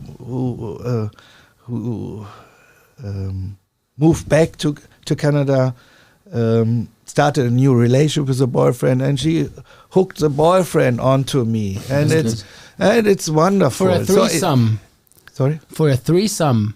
Not for a threesome session or what? You like to challenge me, yeah?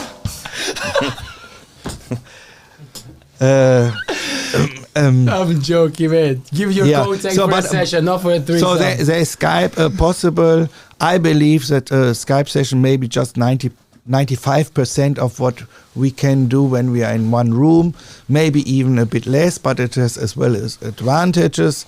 Yeah, you don't have to come to Whitianga. You can live in another country. You can live in Auckland and sometimes coming just for a session every second month. Most clients, of course, are coming here from the Coromandel. Most clients as well know where they can find me on 5 Cockle Street.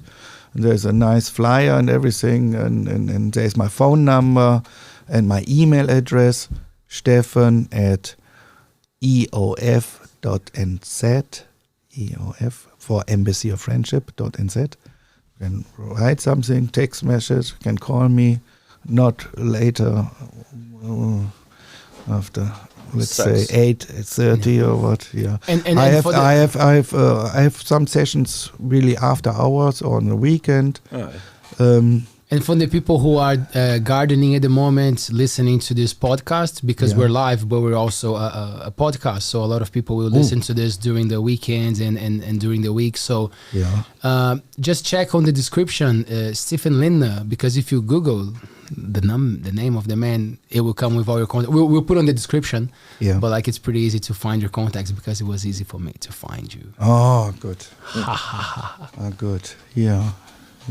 This has been a pleasure. Are we through? Or what? We're wrapping it up. Really? There's so much more? Give me something. Give me something to finish. You'll have to come back one other time. That's for sure. That's for sure. This is gonna happen. And actually, a lot of people ask. There's something that I wanna answer a question, but I wanna link to something that someone asked me this week of like, what is it all about with the format and the guests? And Taylor and I, we really envision and we love the idea of in the future bringing guests back, like and having different even collaborations, like bringing two different people who came to the show and evolve always the level of conversations, like an open, not debates. There will be space for that in our platform for sure. Oh, I hope so. Oh, for sure. I love debate. Oh yeah, of course. Yeah. You're in the project for sure. You don't even know, but of course you're there. Good. Good. I don't care. I'll argue for or against. Fantastic. I just want to argue. So it's in a healthy definitely gonna happen that you're gonna come back. But just something on the question, why is the podcast named ALTBAYS? And I'm interested as well. There you Why go. is that? Taylor and I, we love the idea of an alternative way of communicating and spreading, a thought or an idea, or sharing ideas in a more alternative way. And of course, you can be quite broad with that, but like everybody understands mainstream media. So for us, it's much more like an alternative to do formats that maybe are not the traditional way.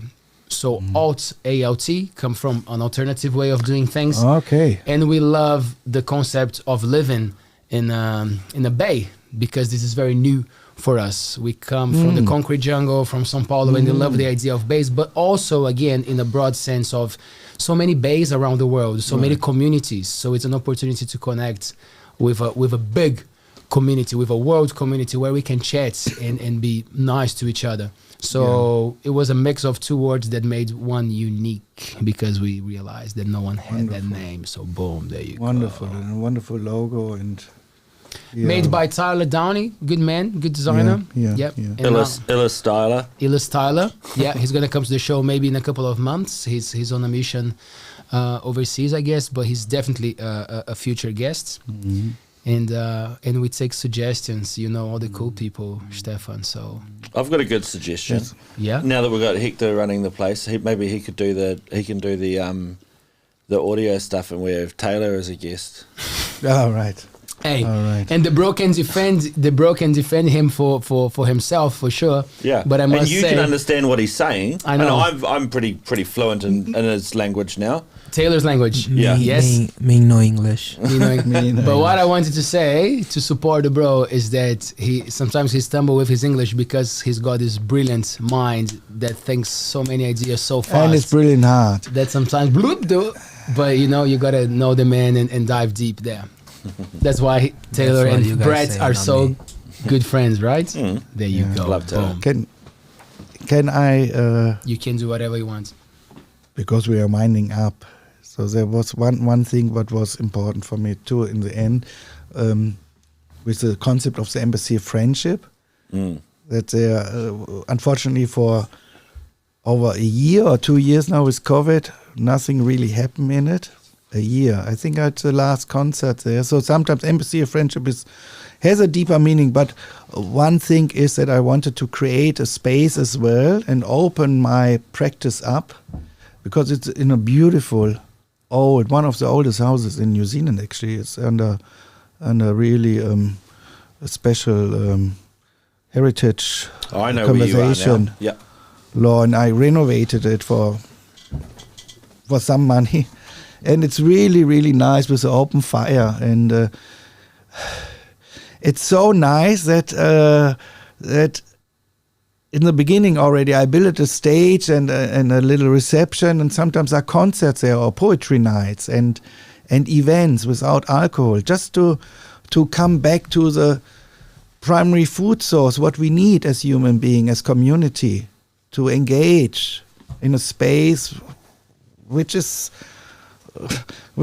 shows you that that you are cared about, yeah. And there were fantastic concerts, and people were coming, and it's all for free. It's just a core for the artists then. So I would like to promote this, and really I will start with that again. The piano is still standing on the stage. It's waiting to be played.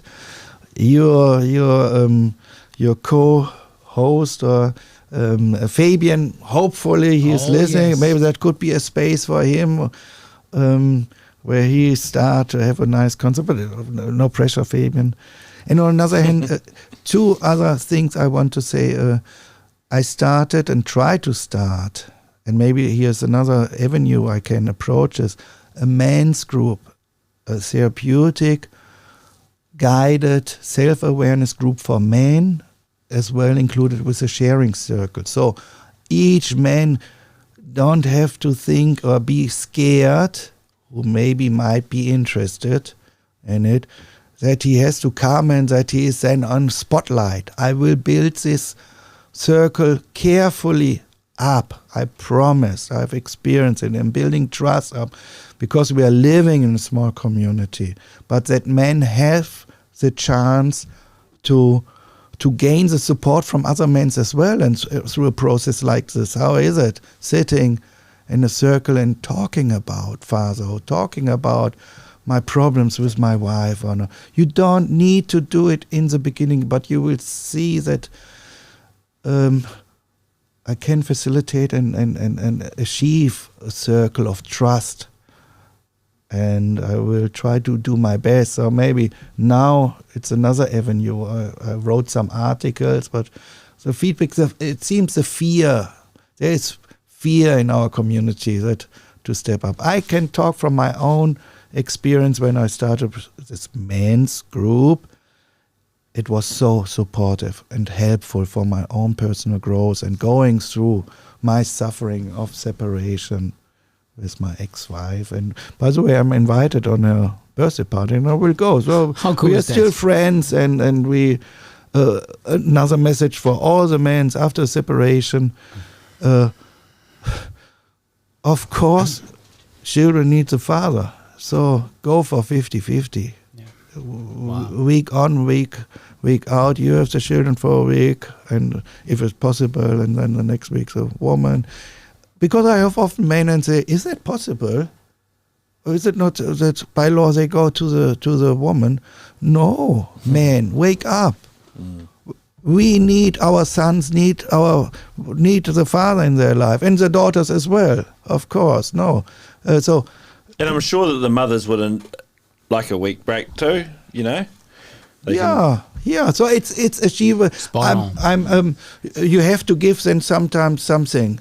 Yeah, when there was conflict prior and this and that, do the best and be in harmony. Do the best. Find your inner peace, both, and do the best for your children. And so in a circle like this, we can talk about stuff like this. So don't be shy. Show vulnerability, man, and contact me, and we make a circle. I'm looking for 11 other men, but I start the group if I have 5 or 6 already. Yeah, and I'm planning that then over years. We become a group of, wouldn't say friends, but a group of people who try to find self-awareness, who try to find themselves through support through other men. It's possible and beautiful, a beautiful process. And did you have a website? Do I? Yes. Because I didn't hear you say. You said that you had an email address with the EO. Yeah, I have a website, and you can find me as well over Casey Clown's wonderful. Kathy Clowns. Yeah. That's You what can shows up type right at me the in. start. So if you go to STEFFEN LINDNER on Google, it links to all about Whitianga. Yeah. Beautiful Kathy and Kat and Dean, and they have all the information there. It's a pretty good, solid right. platform. Yeah. Yeah. Is there something else I could say, but it's more for my clients and Say of older it. clients? Yeah. I starting a mindfulness based stress reduction circle every Tuesday, 7:15 to 9:15. Half an hour guided meditation, mindfulness, stress based, reduction based, and a bit of a break, 5 minutes in silence, and then on meditation for half an hour. And just to give the opportunity as well to find in our stressful life, in our stressful culture, a place where you can practice this. And I'm hearing from clients, all the time so good if I'm doing it with you, I can do it. I try it at home and it works, but it's all the time good with you. And in community, again, it's even better. So this will start as well. Hallelujah. Hallelujah. Stefan, as I said, I'm just going to say see you soon, because we'll definitely bring you back for more cool conversations. And you added a lot of value to our show tonight. Thank you very much. It's for having me. It's very good to have people who have been on the road doing the thing, seeing people, listening to them, and giving so many cool life perspectives. Like it's something that it's hard to go wrong, when you have a chat with someone who's got your knowledge. So thank you very much for sharing. Thanks, Brad, for sharing, man, your stories and thoughts. Thank you so much. You're welcome. It's always Thank a you. pleasure to have solid co-hosts doing this with me. Thanks, Hector. Thanks, Taylor. You're welcome. Oh, man. Nice to hear you. Fun, eh? It seems like we're celebrating all the beautiful German people who live in New Zealand, because this is a beautiful country, Aotearoa, that welcomes people. So on Monday, we have Mr. Thomas Everth coming here to give us a little bit of his minds and so much knowledge, and we want to chat. So A good man. good, man. Thanks for the German community, I must say. Tune in 7 p.m. every Monday, Wednesday, and Friday. We go live on YouTube, so subscribe to our channel. We reached 400 subscribers today, which is pretty good. We are growing and expanding, and there are cool things happening.